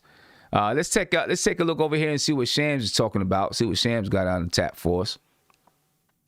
See if there's anything new here, anything different here. Aaron Baines agreed to a 2-year deal, $14.3 million to the Toronto Raptors. Replacing, trying to get somebody there to replace Marc Gasol. Juancho Hernan-Gomez is finalizing a 3-year, $21 million deal to re-sign with the Minnesota Timberwolves. And Willie Hernan-Gomez, he's agreed to a 1-year minimum deal with the New Orleans Pelicans. Yeah, a lot of bigs there. Yeah, Big Willie going to the Pelicans. Free agent Willie Cauley-Stein, he's agreed to a 2-year, $8.2 million deal with the Dallas Mavericks. Let's see who else we got here. See if we're missing anything else. The trade has been completed. Well, this is hours ago for Drew Holiday to go to the Milwaukee Bucks. So the Bucks get Drew Holiday, the number 60 pick. Sam Merrill. New Orleans gets Steven Adams, Eric Bledsoe, a 25/27 first round pick, a 24/26 swaps. So they get to swap the pick with Milwaukee in either 24 or 26. I don't think it's both years. OKC, they get George Hill, Josh Gray, Kendrick Williams, Zion Cheatham, Darius Miller, a 2023 protected first round pick through Denver, and 2 second-round picks. In Denver, they get R.J. Hampton. Yeah, they got all that. Yeah. Bazemore is going to the Warriors. All right, he agreed to a 1-year deal with the Golden State Warriors. A lot of 1-year deals, man. A lot. That free agency next year is going to be off the chain. It's going to be mad free agents out there. There's not a lot of high-value players this year. That's why they're showing shorter contracts. Well, and they're keeping themselves flexible. But it's not just the teams who want to keep it flexible. It's also the players that want to keep it flexible, right? Because they know if you have a lot of players in free agency, there's a lot of that means teams got a lot of money. Right, so it can happen where if you have a lot of players, maybe you get lost in the shuffle. But it can happen if there's not a lot of players in free agency, you get more money. But it can also happen the way it happened this year, where you get less money because teams are waiting for next year, And players are like, listen, there's going to be mad people in free agency, and when teams don't get what they're looking for because everyone's trying to save money for 2021, then they're going to come crawling. And I think that's what a lot of players and teams are waiting for. 2021 is going to be off the chain when it comes to free agency. It's going to be crazy. Definitely. Yeah, Caller, you live, bro. You live, Caller. What's going on? How you doing? My name is David Tom. I'm calling from Bronx, New York. Here's the thing about Russell Westbrook. I don't think he will be a good fit for the Knicks because if you look at Westbrook, he cannot shoot. RJ is not a good shooter at all. He's like a point forward type of guy. He goes to the basket, draw fouls, gets to the free throw line. Rivers, he can score. He can do a mixture of both. But as far as like my starting lineup for the roster that we have right now, I will have Rivers as the 1, Frank as the 2, like a Marcus Smart type of player. RJ Barrett, Randall or Obi Toppin, and Mitchell Robinson as my 5. Okay. And my bench, I will have Peyton quickly, because we need shooters. Quickly could come off the bench. Burks, either Randall come off the bench or Toppin, or Noel. That would be my bench. You understand? And everybody saying Rivers, oh yeah, we got a cheap deal. He might average 15 to 20 points. Because he has veteran experience. He's been to the playoffs before, the bubble. And he can show these guys, like, look, we can do this. And the Knicks might fight for an 8th and 9th seed. The way how the East is looking. So that's just my opinion. Okay. And listen, all the Knicks got to do this year is get to that 10th seed, and they got a chance to make the playoffs. That's all they got to do is get to the 10th seed. That's how the way how the East is flowing. Charlotte, I don't trust Charlotte. Wizards, they all messed up right now. The Wizards is messed up. Indiana. I forgot about Indiana. Indiana's a little shaky because we don't know if Victor Oladipo want to get traded and Miles Turner. We don't know about them. So there's a slight chance that the Knicks might make the 10th cut. I'm just saying. With the roster that we have right now, y'all laugh at Austin Rivers now, man. But when he was playing in Houston, and I'm watching his highlights, he's been putting in some work. And he has experience. He has playoff experience. So I wouldn't mind him being as my starting point guard because we don't have a floor general. We need a scorer. And you can't just put RJ Barrett in that position, even though he averaged like 15 to 17 points, but it's always going to the free throw line. He was not a consistent shooter, like shooting 3. So you need a scorer. Nah, you understand? I feel you. You can't put Payne as the 1 because he can't shoot. And then everybody said Westbrook and John Wall. Listen, I play basketball. I'm a 6'4" dude. I played basketball all my life. If I'm guarding Westbrook, I'm sagging off. Shoot all the threes you want, Westbrook. All the threes. Oh, you pass it to RJ? Shoot all you want. Go ahead. I'm telling you, that's how you got to play it. It's a shooting league. Look at Damian Lillard. Look at Curry. Look at Trae Young. Even though they point guards and they pass first, they could score. I feel you, man. I feel you. And here's the thing with Austin. Hey, I appreciate the call, man. Appreciate it. Yeah. Here's the thing with Austin Rivers. Throughout his time in the NBA, has he ever been... I'm trying to think back of all the guards that's been on his team. But has he always been overshadowed by someone that was just a better guard than him? Right? Yes. Chris Paul. Right. Chris Paul. The Rockets he was with, you got Westbrook and James Harden. Right. He's never got a chance to really shine on his own. He might be a little old to say, he's going to finally break out. He's 28 years old. I don't know if he's going to break out, but I could see his numbers improving this season. He's going to get the green light. He's never averaged over 15 points per game in a season in his entire career. He's never averaged that. But has he been the starting point guard, the guy to man the ship? The only time he was is when Chris Paul got hurt, and then he was in the playoffs, and they didn't do anything. The Clippers couldn't do anything. And the time that I think they were playing, was it Golden State? think it was Golden State that year where Chris Paul got hurt in the playoffs, and Austin Rivers was the next man up, and Golden State took advantage of him. Because there was one point, and obviously I didn't pay attention to the Clippers like that, but there was one point when he was with the Clippers, and I think Chris Paul was hurt. And he was killing. I watched the game, and he was dropping like 20 points a game and 8 assists or something crazy like that. And maybe that's that 2017-2018 season when he averaged 15 points a game. He's aggressive and has got a quick first step. I mean, better than most of the guards we have. So maybe this is one of those years where he can come in and give you 15 because he's going to be the primary, one of the primary guards, if not the primary guard. So he might be able to give you 15 points, 5 assists a game. We'll see. Hey, Sim.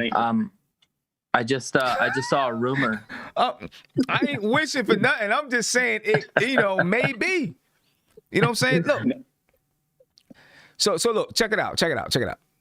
Throughout his career, the 1 year that he averaged 33 minutes a game, he averaged 15 points and 4 assists, right?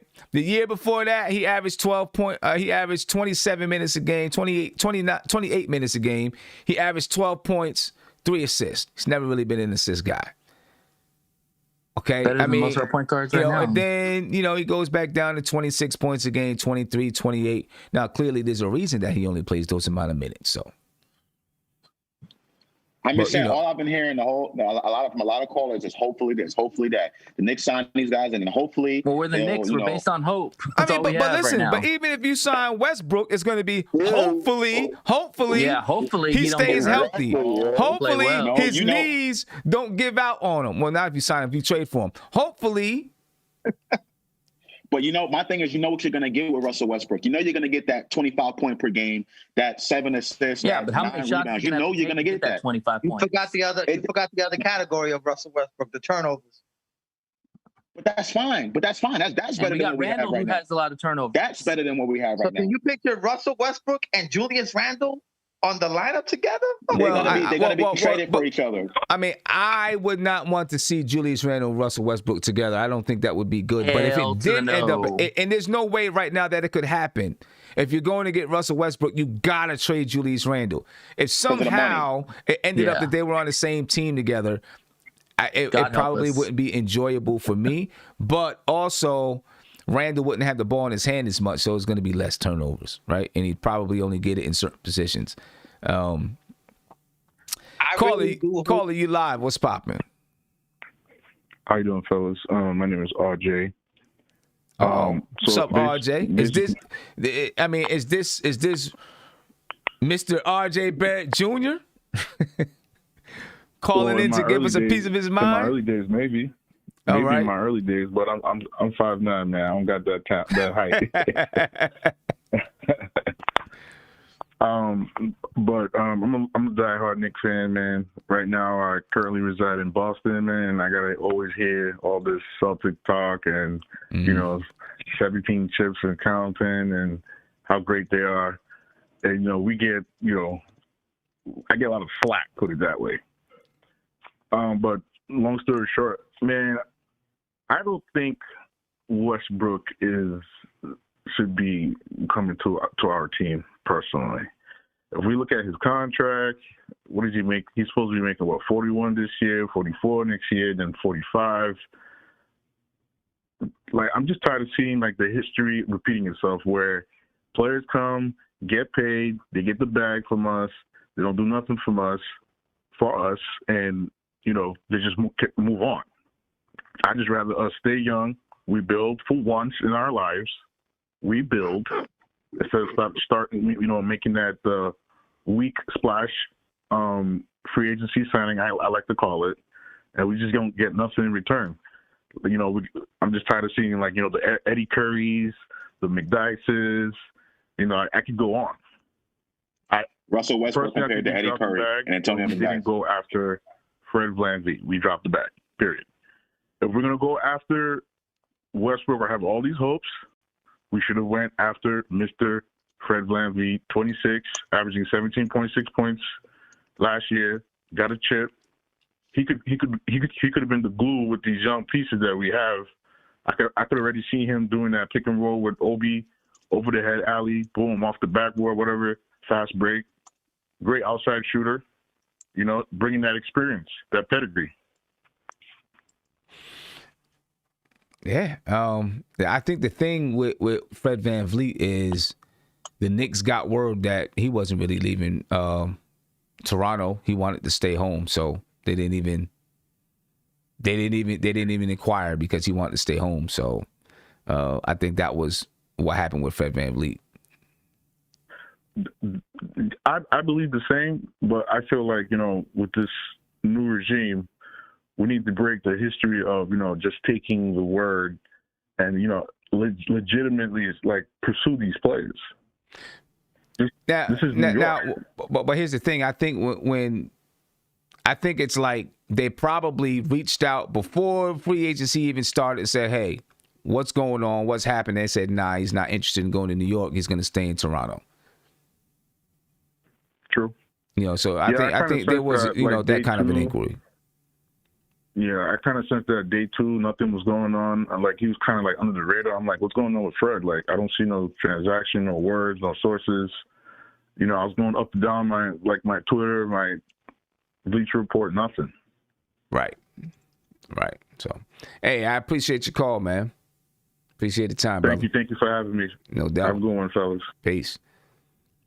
Give a couple super chats here. Thank you to TJ. Thank you for the super chat. He said, Sim, 2 super chats, as a matter of fact. He said, Sim, did they say what was going on with Iggy? Is he still in the G League? Will he be at training camp as well? So as far as Ignaz Brazdeikis, he has a roster spot on the team. Okay, so it's not like he's got to be invited to training camp or anything. He already has a roster spot on the team. He's going to be in training camp. The only question with Iggy is he going to make, you know, I guess he'll be that 15th guy. Is he going to get playing time, or is he just going to go to the G League and play again? You know, so he'll be in training camp. What happens after training camp, we'll see. Big shout out to City for Real. He says, Sim, the mob boss. Now, I think Leon Rose is the mob boss, but doing what he do, making good moves, and only giving contracts that will help. Plus, we're getting assets in return and mad picks that we can juggle. Shout out to the mob boss. Okay, so he is talking about Leon Rose. Yeah, big shout out to him, man, because I think he's making small, quiet moves that hopefully leads to the big play at some point. And then Brandon HB, thank you for the super chat. And he's getting on Knicks fans. He said the hilarious irony of y'all Knicks fans. So clearly he's not a Knicks fan. He said trying to discredit Russ and point out his flaws when y'all franchise has no direction. # lottery franchise. We got direction now. Hopefully. No, we got direction now. Brandon, who do you like? Where you at, Brandon? Who do you like? Troll. Watch you come on and say, I'm a Lakers fan. You know, he's probably on the West Coast watching from the West Coast. I'm a Lakers fan. Whatever. Hey, Sim. What's up? Hey, I just read a rumor that that Detroit and Washington are talking about possibly trading Blake Griffin and Derrick Rose to Washington for Wall and a first-round pick. Yeah, go ahead. Let them do it. I mean, go ahead. Let them do it. That's a bunch of nothing. One last thing we have to talk about. Yeah, I mean, yeah, you know. Call you live. What's popping?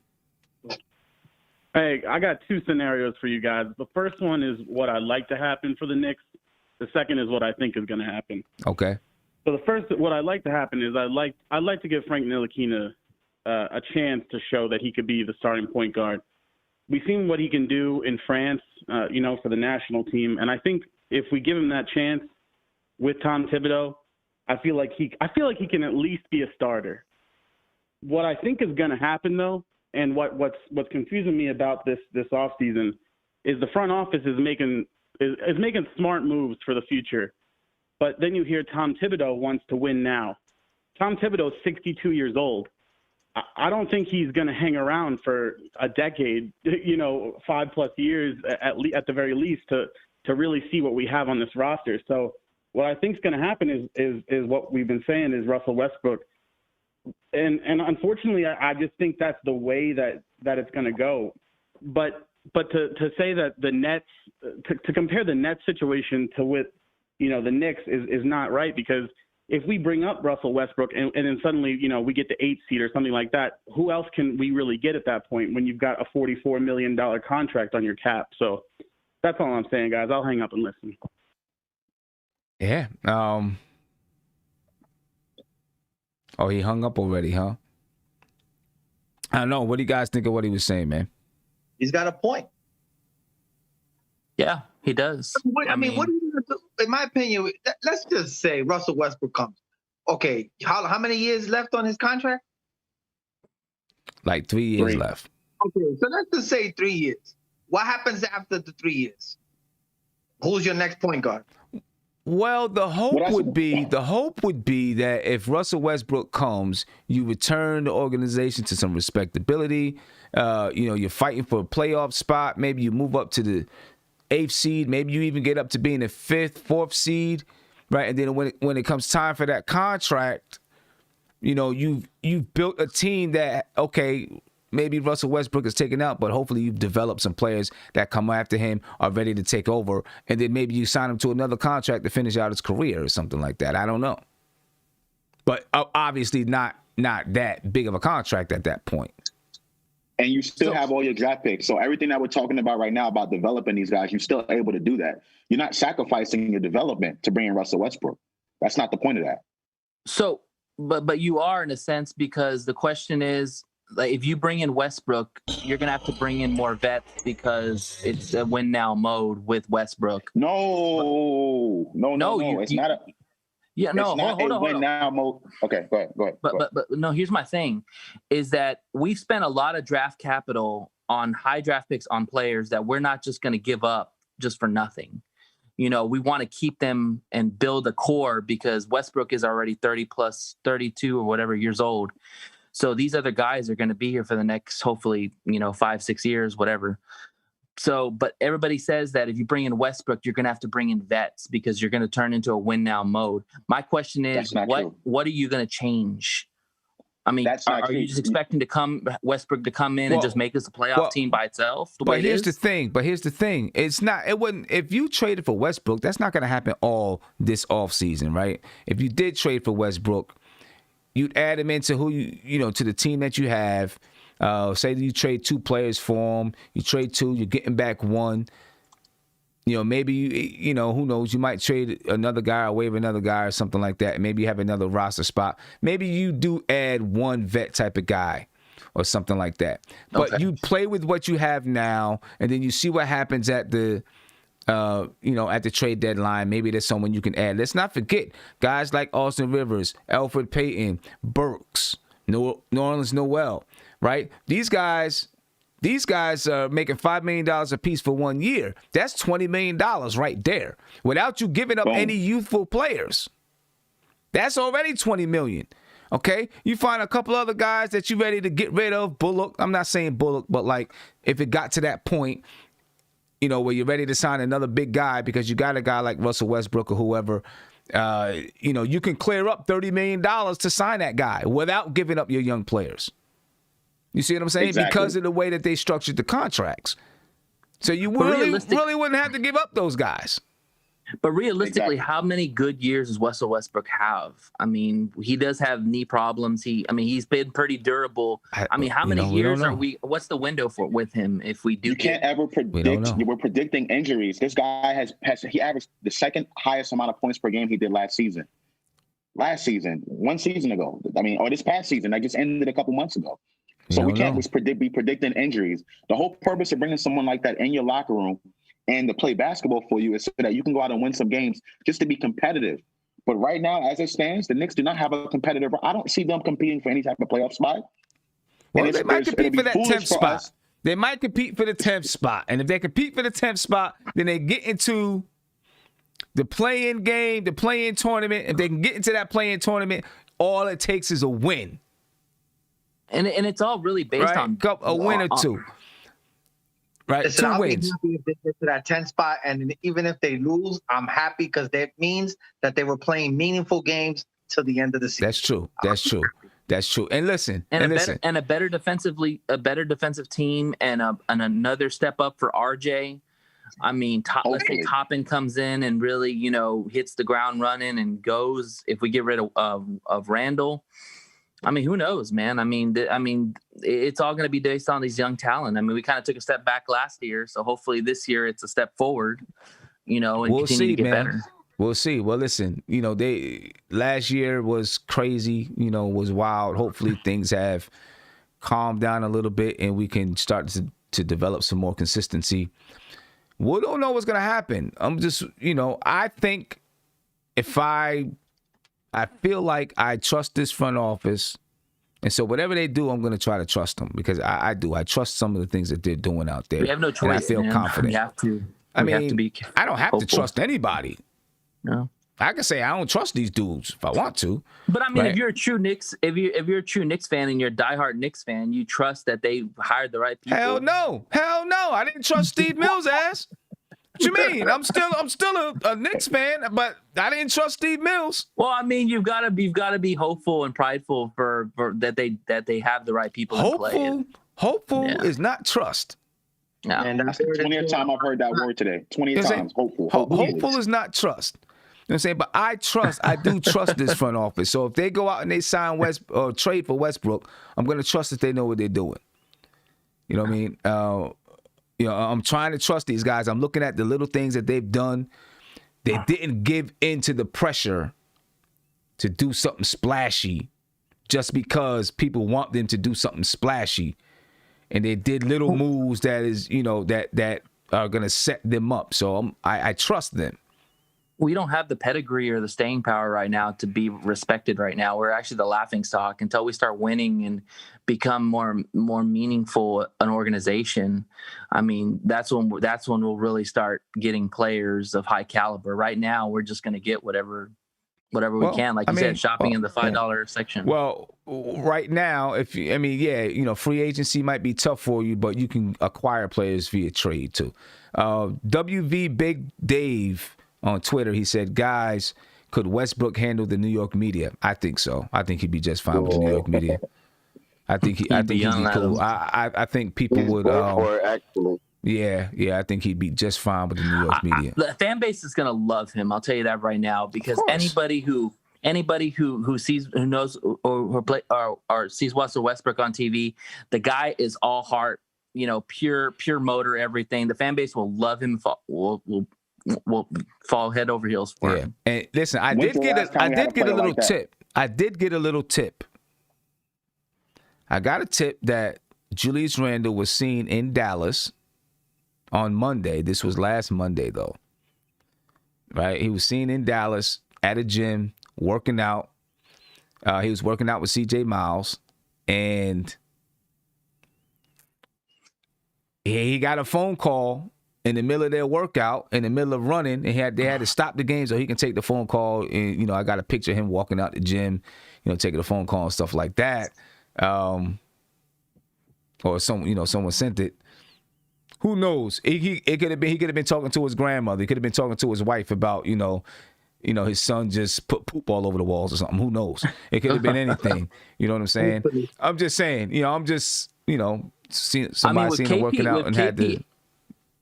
With KP on the shelf, man, I mean, it makes sense if Dallas needs to get some insurance, but no, he's from Dallas. He's from Dallas. He was not there to go to Dallas. He's from Dallas. That's his hometown. So he went back to his hometown to work out. He was working out with CJ Miles, and he had to leave the scrimmage because of an important phone call. Let's just put it like that. Who knows? If it was, those guys calling him up and saying, hey, this might go down. It could have been his agent. This might go down. It could have been his wife. Hopefully. You never know.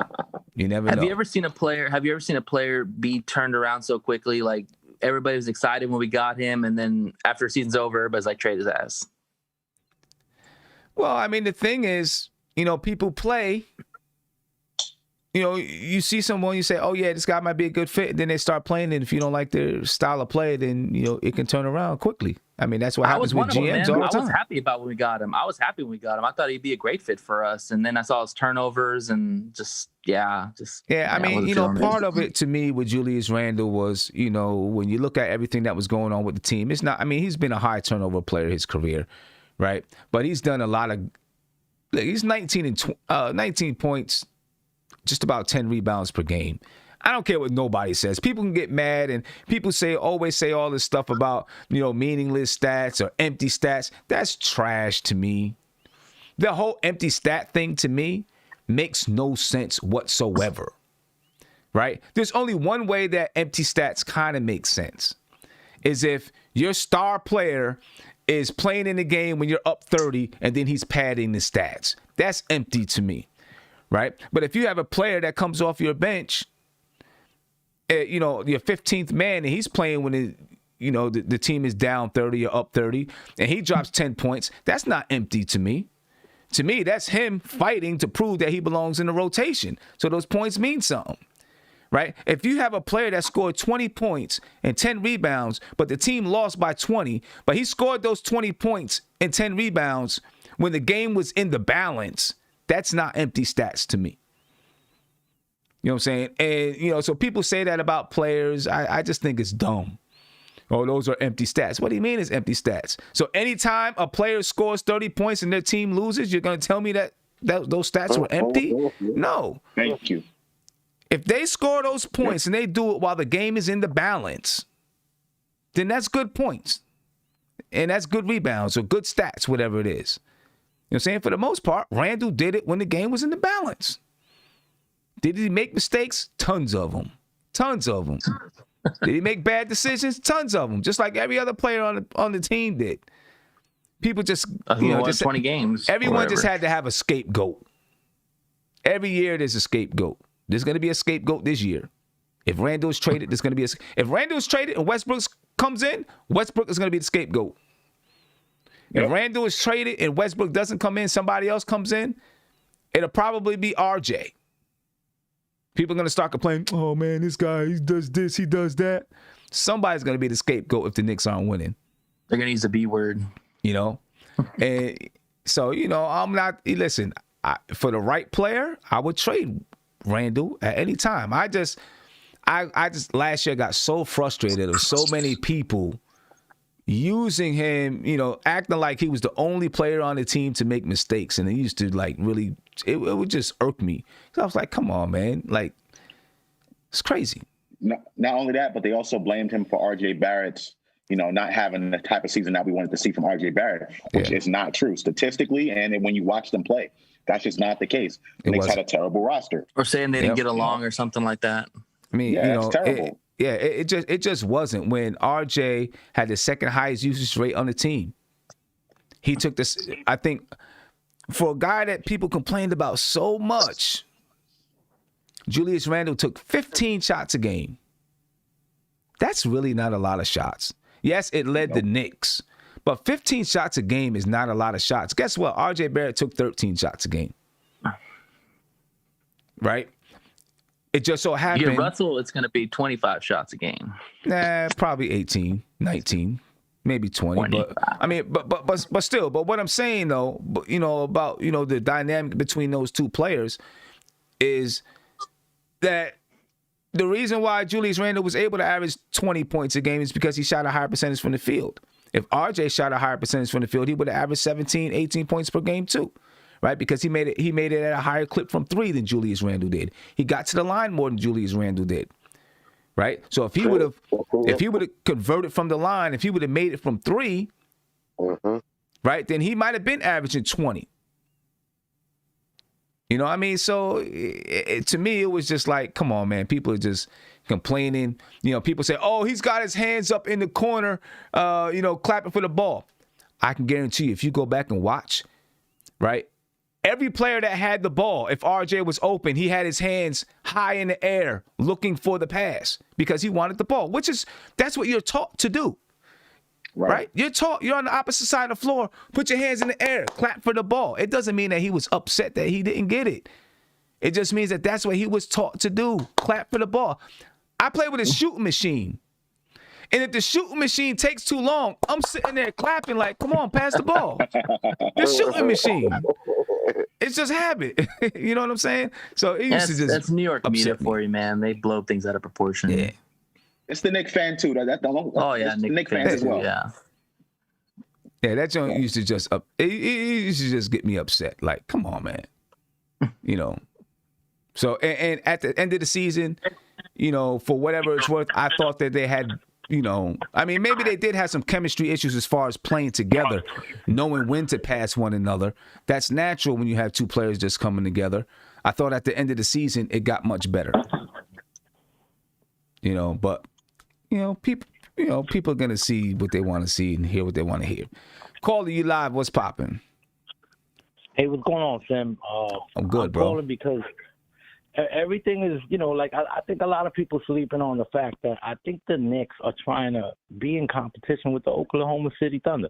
They're trying to gather those draft picks and then maybe have future, you know, a future trade in mind that you know, when you look, where would somebody rather go, Oklahoma City or New York City?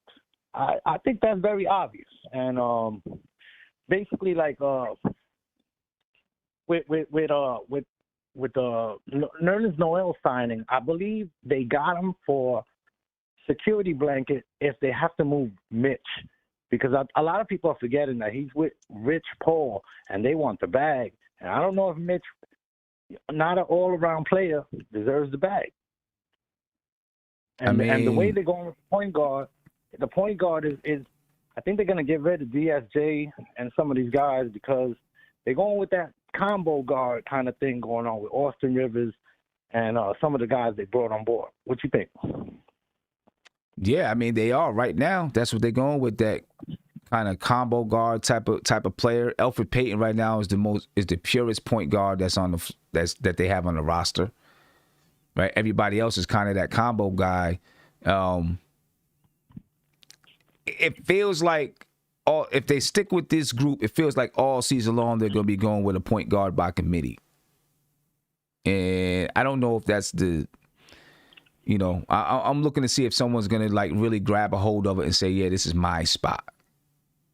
And I'll tell you what, Sam, Leon Rose, in the beginning, I think if you go back to his words, he said he's going to be innovative and creative. He certainly has, with all these moves and trading up and gathering stock. I mean, I think they're in for a big trade. I just don't think it's going to be this year. I think it's going to be next year. They're going to either they strike out on the market or they're going to pick somebody up in the trade next year. You guarantee that. They've been going for 2 losing years. That's for sure. Yeah. And, you know, that might be right now with the way things are. That may just be the Knicks' best way of, you know, getting a player that turns things around or helps you to turn things around is via trade. That may just be the best way. At the deadline. Say that again? Mitch. At the deadline, what do you think Mitch would bring? Because I don't think they're keeping Mitch. If he wants it back and he's with Rich Paul, and I don't know about the CAA versus Clutch, I don't know where that's going. So honestly, I think they grab some more picks for Mitch and build this team that way. They got Noel just as a cheap fill-in, but I think he's pretty much basically the same player without the same athleticism, obviously, but the same type player. Yeah. Let me tell you. And WV Big Dave, thank you for joining in, man. Check us out next time too. You said you got to get out of here, but it's crazy with Mitch. You know, Mitch is gonna have to prove his worth this year, and you know, not just by catching dunks and you know, using his length to grab rebounds and getting blocks, but I think he's gonna have to prove his worth in other areas of the game. You know, being able to shoot a little bit. It doesn't have to be from 3, but being able to shoot a little bit, being able to do some work from that foul line area, right? Set good screens, good ball handoffs from that foul line area. Maybe, you know, catch the occasional cutter going to the basket from that foul line area, because I think Tom Thibodeau likes to do that, right? And Nerlens Noel might be able to do some of that, right? He's a little stronger, a little more experienced in the league. He's also a good defender and can block shots. He's not going to be a rim runner that way, but that's not the only way that your big man can score. I mean, he might be a better passer with his back to the basket. I mean, that might be obvious. Right. So I don't know, with Mitch, he's got to prove it this year because clearly, Leon Rose likes his CAA guys. Austin Rivers is a CAA guy. Right? He clearly likes the CAA guys, man. And one, because he has some familiar, he's familiar with them right now. Right? And he probably understands what their contracts are, this and that, and he knows who their agents are.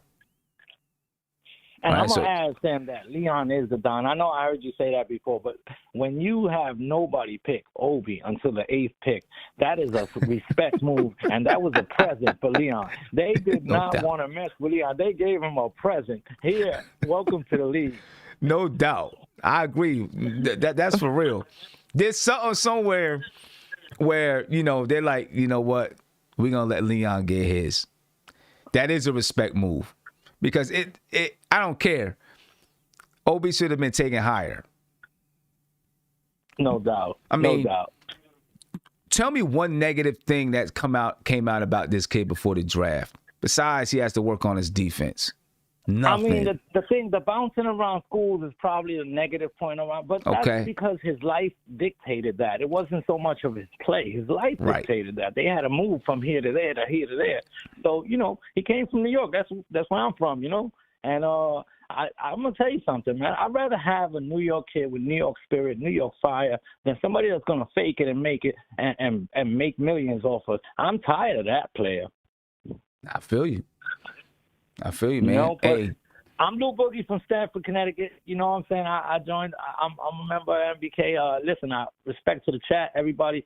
I really enjoy the show. I'm a long-time listener. I'm with you, Sam. Appreciate you, my brother. Long run. Appreciate you. Have a good one, one, man. Thank you for having me, man. No doubt. Thank you for calling. Later. Yeah, those are good questions, man. And this whole thing with CAA and clutch sports, hopefully Leon Rose wouldn't be that kind of a spiteful person that's just like, nah, we not keeping him around. He's with Clutch. Nah, hopefully it wouldn't be that type of a thing. That'd be, that'd be crazy. Did he sign? Hey, Sim, my bad, but that would be the stupidest thing in the world to do. The best thing to do is pay the man something respectable and build a relationship with Clutch. So now you have another outlet as far as reaching out to players. Right. Yeah. Right. You can't do the me versus you mentality. And there's always going to be some kind of, they go for the same players and all that kind of stuff. So naturally, you would think, there's going to be a rivalry there. You know what I'm saying? Because of that alone. Sim, when did Mitch sign with Clutch? Was it before Leon Rose was named president or after? Before. Okay. Yeah, he signed with Clutch a while ago. Okay. Yeah, he signed with him a while ago.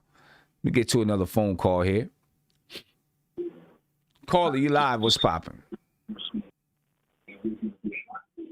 Hey, yo. Yo, what's up? What's going on with you, bro? How you feeling? Good. How you doing, Brody? I'm good, man. I'm good. So talk to us, man. Bro, so big thing right now, I'm watching y'all, and I'm seeing y'all just talking about Westbrook. And honestly, bro, that's probably the best move y'all can make is getting Westbrook. I mean, we'll see what they're going to do. It's still probably up in the air. But honestly, I'm not a Knicks fan, but looking on the outside, bro, what is Austin Rivers going to do for y'all, bro? Nothing. Y'all need something to do something for y'all franchise. Just being real. Okay. All right. Hey, I respect it. I respect what you're saying. I hear you. Let me ask you, looking from the outside, I like it when people call in that are not Knicks fans. Who do you like? Who's your favorite team? I like the Lakers. All right. You like the Lakers. We kind of figured that. You figured that. LeBron, I'm a LeBron fan, bro. Okay. Sorry. But the outside looking in, What is your take on Mitchell Robinson? On Mitchell Robinson? Mitchell Robinson, right? Because as Knicks fans, we see one thing. A Lakers fan or a fan of another team, we want to know what you see. What do you see on Mitchell Robinson? To be honest, bro, right now, how much y'all paying him? He like $1.5 million a year. Man, he another role player, bro. He ain't nobody. Be for real. Like what is he bringing to y'all franchise right now? Like, what do you see in 3 years? Be honest. I mean, he's still young. He's still young. This is going to be his third year in the league. But you think he gonna be like a Giannis? Like, you know how Giannis was, trash at first and just blew him out of nowhere. I don't know. I don't see that in Mitchell Robinson, to be honest with you. Nah, he's not. Nah, he's not gonna be like a Giannis. Not how many players? How many players in the NBA is gonna be like a Giannis? It was a bad example, but being real from a standpoint of looking in, I don't see him giving y'all no more than 15 in his career. Like, just from him getting more than 20. How many minutes he's getting right now? Like 20. He gets about 20 to 23 minutes a game. The best I see y'all getting out of Mitchell Robinson is a good 15 points per game, and that's in 2-3 years. But that, all right. I mean, if he can give you 15 and 10 plus 3 or 4 blocks a game, that's serious right there. That's need decent. Don't get me wrong. That's decent.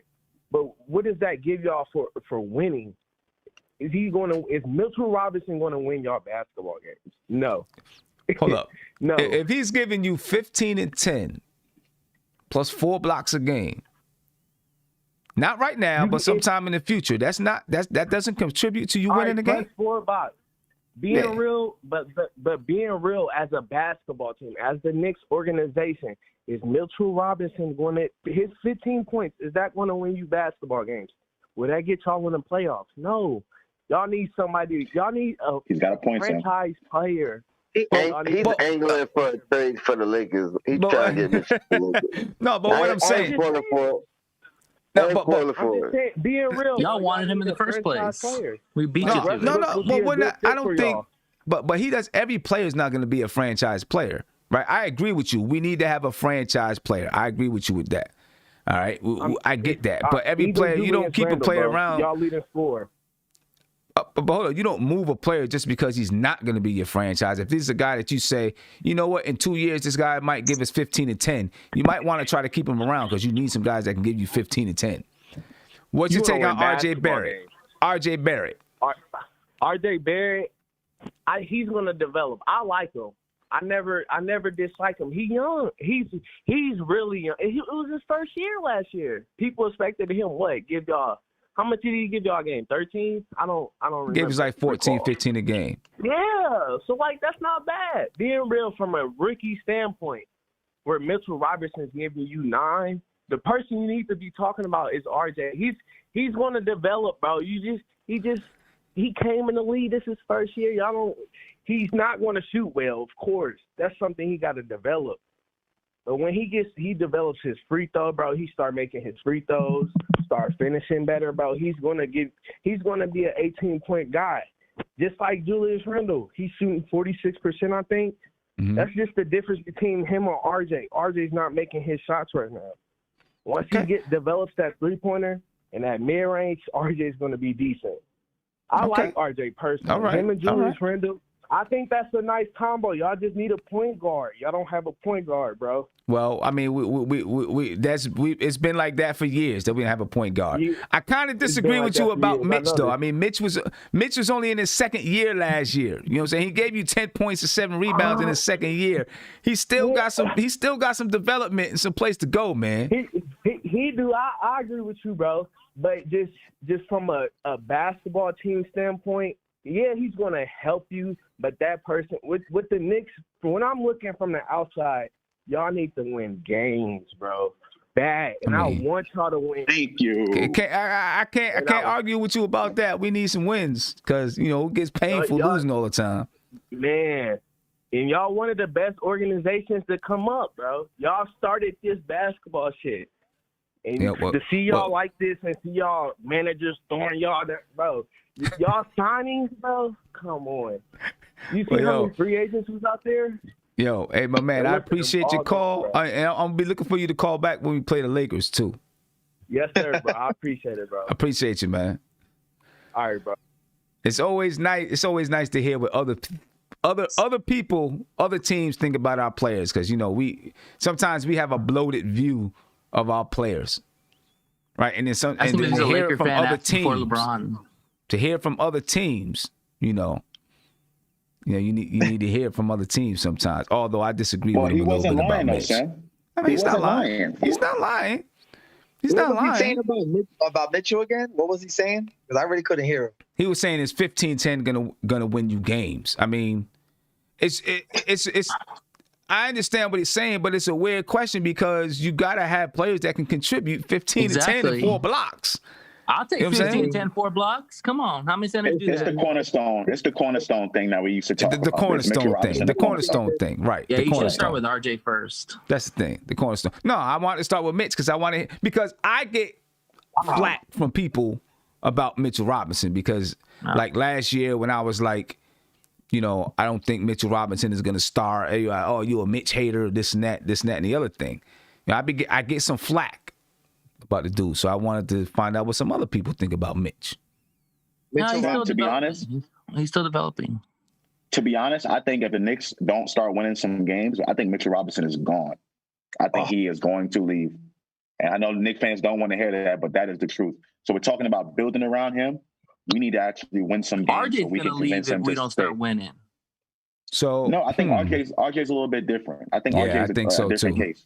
I think RJ's different too because I think RJ really wanted to be in New York, but he wants to win too. I mean, obviously he wants to win, but I'm saying I don't think he's gonna be like I'm gonna just rock up out of here right now. Mitch could be a little bit different than RJ. There's very few teams out there I believe that would, let's just say Mitchell Robinson leaves. There's very few teams where I can't see him going where he's going to be a starting center other than the Knicks right now. I can see him playing Golden State in a heartbeat. Golden State would want. I could see him playing in Golden State. I don't know if he'd be a starter, but I could see him playing in Golden State. So they drafted James Wiseman for nothing, Josh? No, I said if they didn't get Wiseman, I felt Mitchell Robinson was perfect. I mean, frankly, I'm happy with Mitchell Robinson averaging 12 to 13 points a game and 10 rebounds with 3 block shots. I mean, to me, that's top 10. But the question is, are you going to pay him that bag? Are you going to pay him that bag when he asks for it, when he comes up? I'm not going to pay him a max. I'm not going to give him a max contract because that's, but I would give him a decent contract, not a max. I think there's teams out there that's willing to give Mitchell Robinson the bag. Not a max contract, let him. But he was a second-round pick. We got him for a second-round pick. So, I mean, at this point, if he's going to demand, man, I mean, show him the door, dude. I mean, or try to trade him. We're building around him, though. We're building around him, though. This is the question that I have. I mean, they're building around RJ, sure? in my opinion. You're building around RJ, man. He's not going to demand what Fred VanVleet got. You better not. You know what I mean? What the hell have you done for us? No way. Hell no. So, I don't.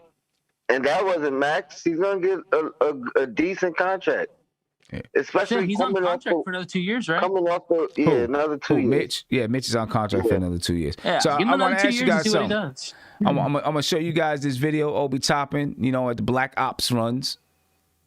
All right, I want to know what you guys think about it. I'm gonna show you guys here in the This is Mitch at the not Mitchell Robinson, Obi Toppin at the Black Ops runs. Man, what do you see? I just shared that with you. I think that was me. I just put you in that link or something. That was me. Guy can shoot. That's what we need. Look how he's handling the rock. He can shoot a little bit. Dang. I mean, he did do that over in his Cantor. So come on, but look at that athleticism. Showed a couple of little move. I mean, little post up move right there. He Get it in against NBA players. Now, look, they're not playing super duper hard right now, but if he has any kind of inside game, he can live in the post. I mean, he's got the size, he's got the bully mentality. I mean, I don't know about the fadeaways and all that, you know. I mean, you know, well, I mean, that's we'll see. I don't know, but there you go, right there. You know, just a little tidbit right there. Obi Toppin, and here's the thing: he's probably been playing in some of these runs for a while, right? It wasn't going to get on video because he was in college, and you don't want any kind of violations or anything like that. But he's probably been playing against NBA guys for a while. Sim, the one thing about Obi Toppin that we knock on him is about his age. You know, we don't know how high his ceiling is. He's 22 years old. But the one positive I would take away from getting Obi Toppin is the guy is NBA ready. Yes. He was the Wooten Player of the Year. The guy has an offensive repertoire. I mean, yeah, his defense needs a lot of work, but honestly, I mean, we're probably not going to look for him for his defense. We're going to look for him as an offense. I really hope we get rid of Randall because I really want to see this guy flourish with RJ. But if not, bring him along slowly behind Randall. I mean, but he's going to be big time. I mean, the guy can shoot. He can score. I mean, he's got different ways of scoring too. And I think he's going to be the most NBA-ready player, and he's going to be the most focused. And he's got a chip too. Yeah. It's going to be exciting, man. I can't wait to see this guy in camp. Are they going to do preseason games? Yeah, I believe they so. I think it's like December. The season starts the 22nd, if I'm not mistaken. I think it's like December 15th or the 17th. Like three. I know I saw something with preseason. Yeah. Oh, we got Big Freezy coming in the building. I got about 10, 15 more minutes left, guys, and then I'm heading off. Big Freezy's coming in the building real quick. I was actually going to head over and see what Freezy's doing, but he's coming over to see what we doing. Big Freezy, what's popping with you, bro? You guys just finished up with the Lawrence Tears podcast? Yeah, we just finished up with Knicks at Night. With Knicks at Night podcast. We just finished up, man. I just want to come through and yeah. So what's good, man? We good, man. Like that joint came in real slow when you was just saying that. I don't was breaking up. Hey. You gotta hear yourself. Go back and look at the tape. You gotta hear yourself. Hey, hold on. Hey, let me do something. Yeah. All right. But Guillermo's podcast was crazy today. Yeah. I didn't get a chance. I was in the chat. I didn't really hear what he was saying because I was, doing some other things, but I was in the chat just checking out what people were talking about. The people that they were discussing in that one had me rolling. Wow. But so before we get off and hopefully, Freezy gets back, let's assume that they do not pick up Russell Westbrook right now. Okay? From now until training camp, what other moves do you expect from the Knicks? And we'll end it with this. What else do you expect from the Knicks? They do have 16 players. You only got 15 roster spots. They got 16 players. Who gets waived? Most likely it's going to be one of the new guys that they just traded for. Right? You got, I can't even think of their names right now, but Evans, Omari Spellman and Jacob Evans. What else do they do? Gotta make a trade. Yeah, DSJ and Randall are in trade block. I mean, who is out there? Who is out there? Assuming that it's not, that they don't bring in Westbrook. Who else is out there? What else do they do? So as far as the trade market out there, there's a lot of available options still there. So Buddy Hield is someone that we haven't heard a lot from in this offseason. Okay. Buddy Hield. I don't think did Bogdan fully sign his contract yet? Yeah, he's on the Hawks. Yeah, he signed. So Atlanta gave him an offer. He signed. Now it's up to Sacramento to match the offer. They're not. There were some other players on. They put a list out on Twitter of players who were still available. And some really good players too. I just got to find that list. I'm not sure where it is. I mean, I'm not even talking about available to sign. I'm talking about to trade. because now you can't just sign a player unless you waive 2, because they got 16 guys on the roster. So to sign a player, you got to have a roster spot available. I think that the disgruntled players, so your Buddy Hills, people don't want to hear this, but John Wall, Russell Westbrook, of course. What's his face from Boston? They just signed him last season. Kemba Walker. That's, as far as team needs go, Kemba Walker, is right at the top of the list. I wouldn't mind Kemba. I wouldn't mind. I wouldn't mind trading for Kemba Walker. I'm not gonna lie about it. What about Fox? I mean, I know he just signed an extension, but they also drafted Halliburton.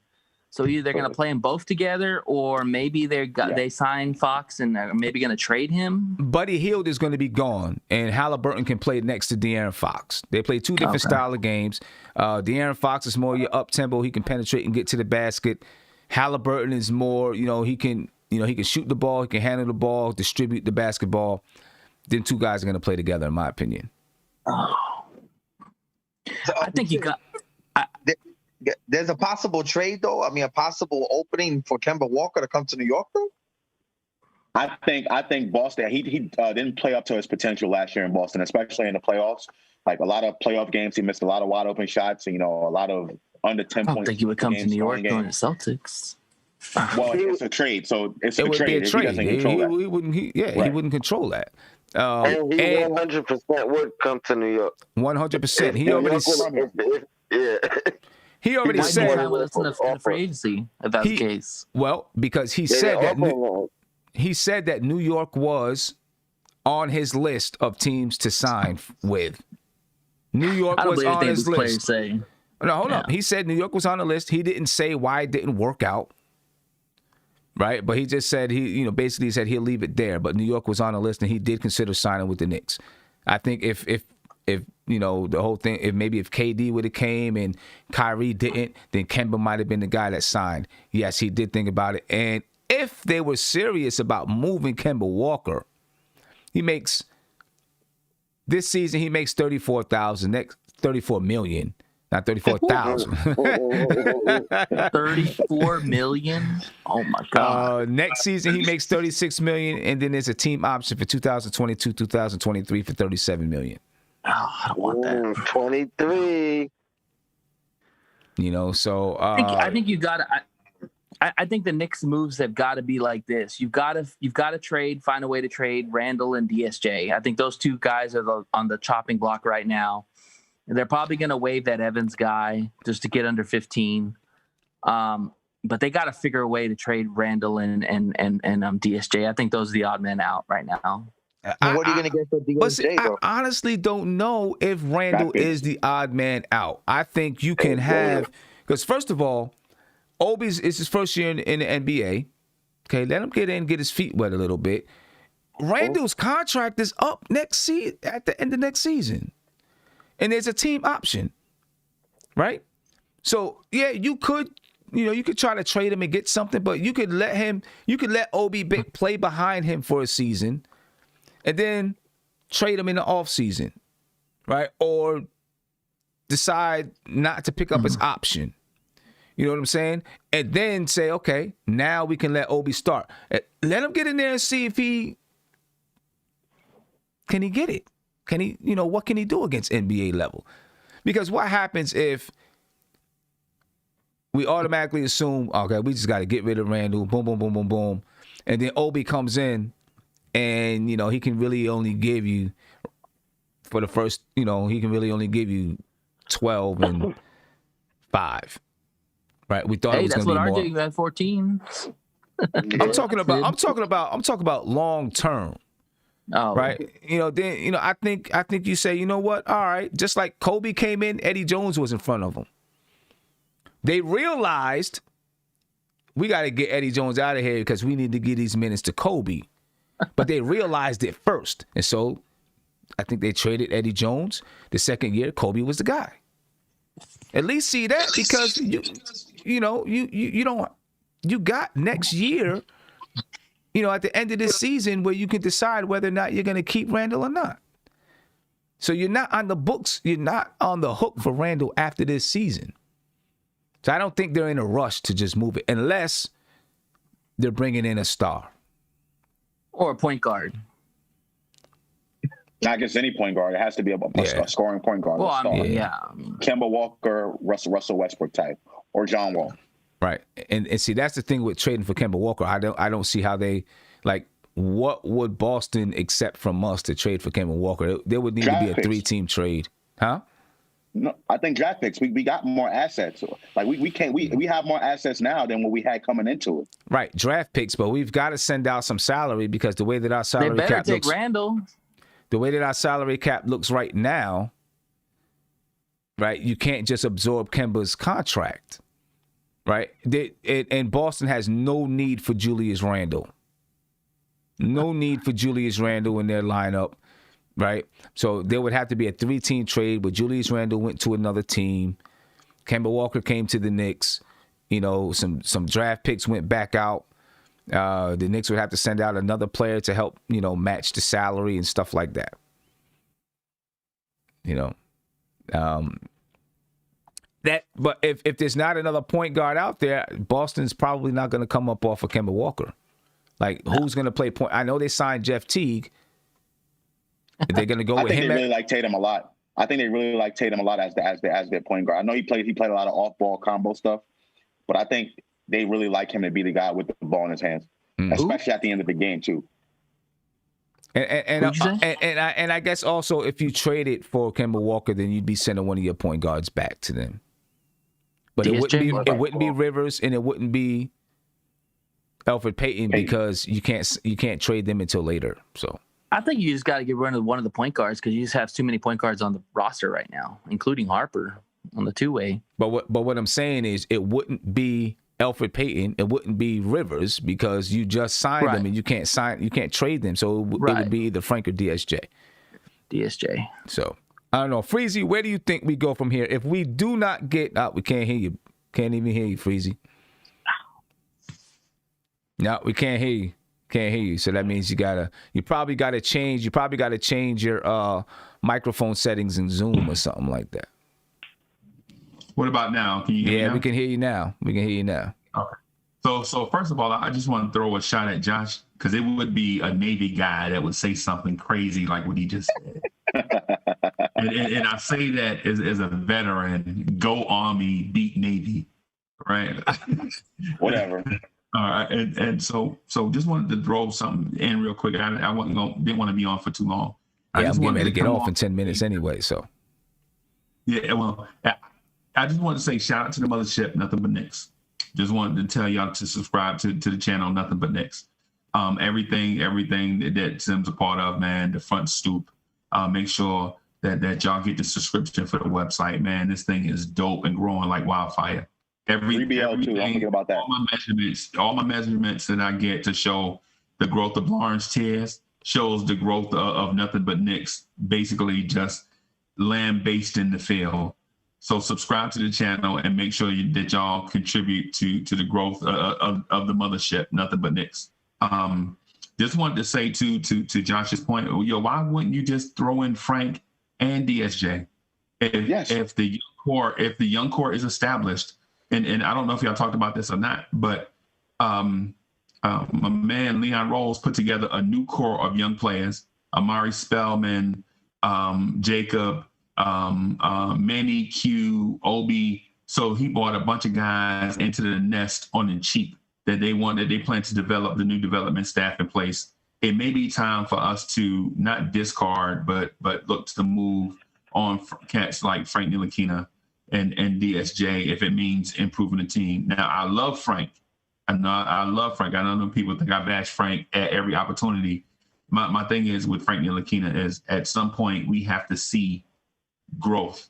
And if there is no growth there, if it's just marginal growth, then we have to look at somebody else in that spot. So shout out to Tony and Nate and Justin, everybody. Hey man, this thing with Nothing But Knicks is the dopest Knicks joint on YouTube. And it's just not my opinion. Analytics and statistics say Nothing But Knicks is the dopest joint on YouTube. Make sure y'all subscribe to the channel. I like that the mothership. I like the mothership, baby. The mothership, yeah. The mothership. MBK. Hey, Justin. Hey, Justin, the NBK Network, man, we are basically the Wu-Tang of this whole New York Knicks social media stuff, man. No doubt. And there's other Knicks content creators out there that do stuff and they get upfront views at first, I guess, just because people click on it, but they don't stay on it. It's not sustainable. This right here is sustainable, and YouTube analytics will show it to you. So make sure y'all subscribe to the channel because it's exactly what y'all want. And if I may, if y'all get an opportunity free in a day, come check out the Knicks at Night podcast. Basically, created and Sim helped me create that whole thing. So if check out everybody in the family, Nickish, Cooking with Chef Zay, the Legion of Knicks podcast, Knicks at Night podcast. Come back to the mothership. This is like the family reunion. Every time we days when you come home, you come back to nothing but Knicks. Y'all keep doing that, man. Sim's doing a great job putting out that content. This thing is gonna be an empire before y'all know it. And shout out to y'all too for raising y'all profile and celebrity by being smart and having smart takes. Because if y'all wasn't sharp, people wouldn't even stay on here. So I just wanted to throw that in, Sim. Hey, you the man, you the godfather. I'm out of here. I'm gonna get me some sleep. We appreciate it, man. I'm heading off too, man. Appreciate it. And no, ladies and gentlemen, there's no beef with any other So we just ain't like someone said Knicks podcast beefs. Nah, man, there's no Knicks podcast beefs. We just do what we do. It's just bottom line, we are the Wu-Tang of the Knicks social media. What I like about this podcast, I mean, I'm subscribed to a lot of like Knicks podcasts all over YouTube. So, but what I like the most, and I mean what I love the most about your show, Sim, is that you give us, the fans itself, the chance to interact with one another. You know, when it started on Whereby and then it ended up on Zoom, even Sportscaster, that you give us that chance to interact, like give us the platform. Exactly. I love that. Yeah, well, I appreciate that, man. I appreciate that. But hey, now we gotta find you. We gotta go kiss your hand now, like the Godfather. Now. Hey, it's a lot of talented people out there, man. But I appreciate it, ladies and gentlemen. Look, NBKfam.com is the whole website is revamping, and all the people that's part of the NBK network is going to be up there on the website. You'll be able to check that out. We got a couple of people that's going to be writing, and there's also going to be a form there so that you guys can just spit and say what you got and want. You know what I'm saying? NBKfam.com. FAM. Yeah, man. Hey, you mentioned NBKfam.com. What'd you say? Did you mention the podcast that soon come? What'd you say? Did you mention the podcast that soon come? So we got some podcasts that we working on. Oh yeah, me and Freezy got some stuff we working on. It's a lot of stuff that's going to be coming on. So yeah, it's going to be a lot, and it's all going to be housed right at nbkfam.com. So you'll be able to check it out there. Right now, you can go on there. The website is going to be updated. It's going to be updated by Friday, so it's going to be dope. And yes, Raw Hebrew Remnant is part of the NBK network. I'm telling you, like Voltron, we form. Nice. Right. But we out of here, ladies and gentlemen. I appreciate you guys for staying up late with us. T. Williams, yeah, I mean, I got a line of bucket hats coming, T. Williams. So just be on the lookout for it. I got a line of them getting ready to come.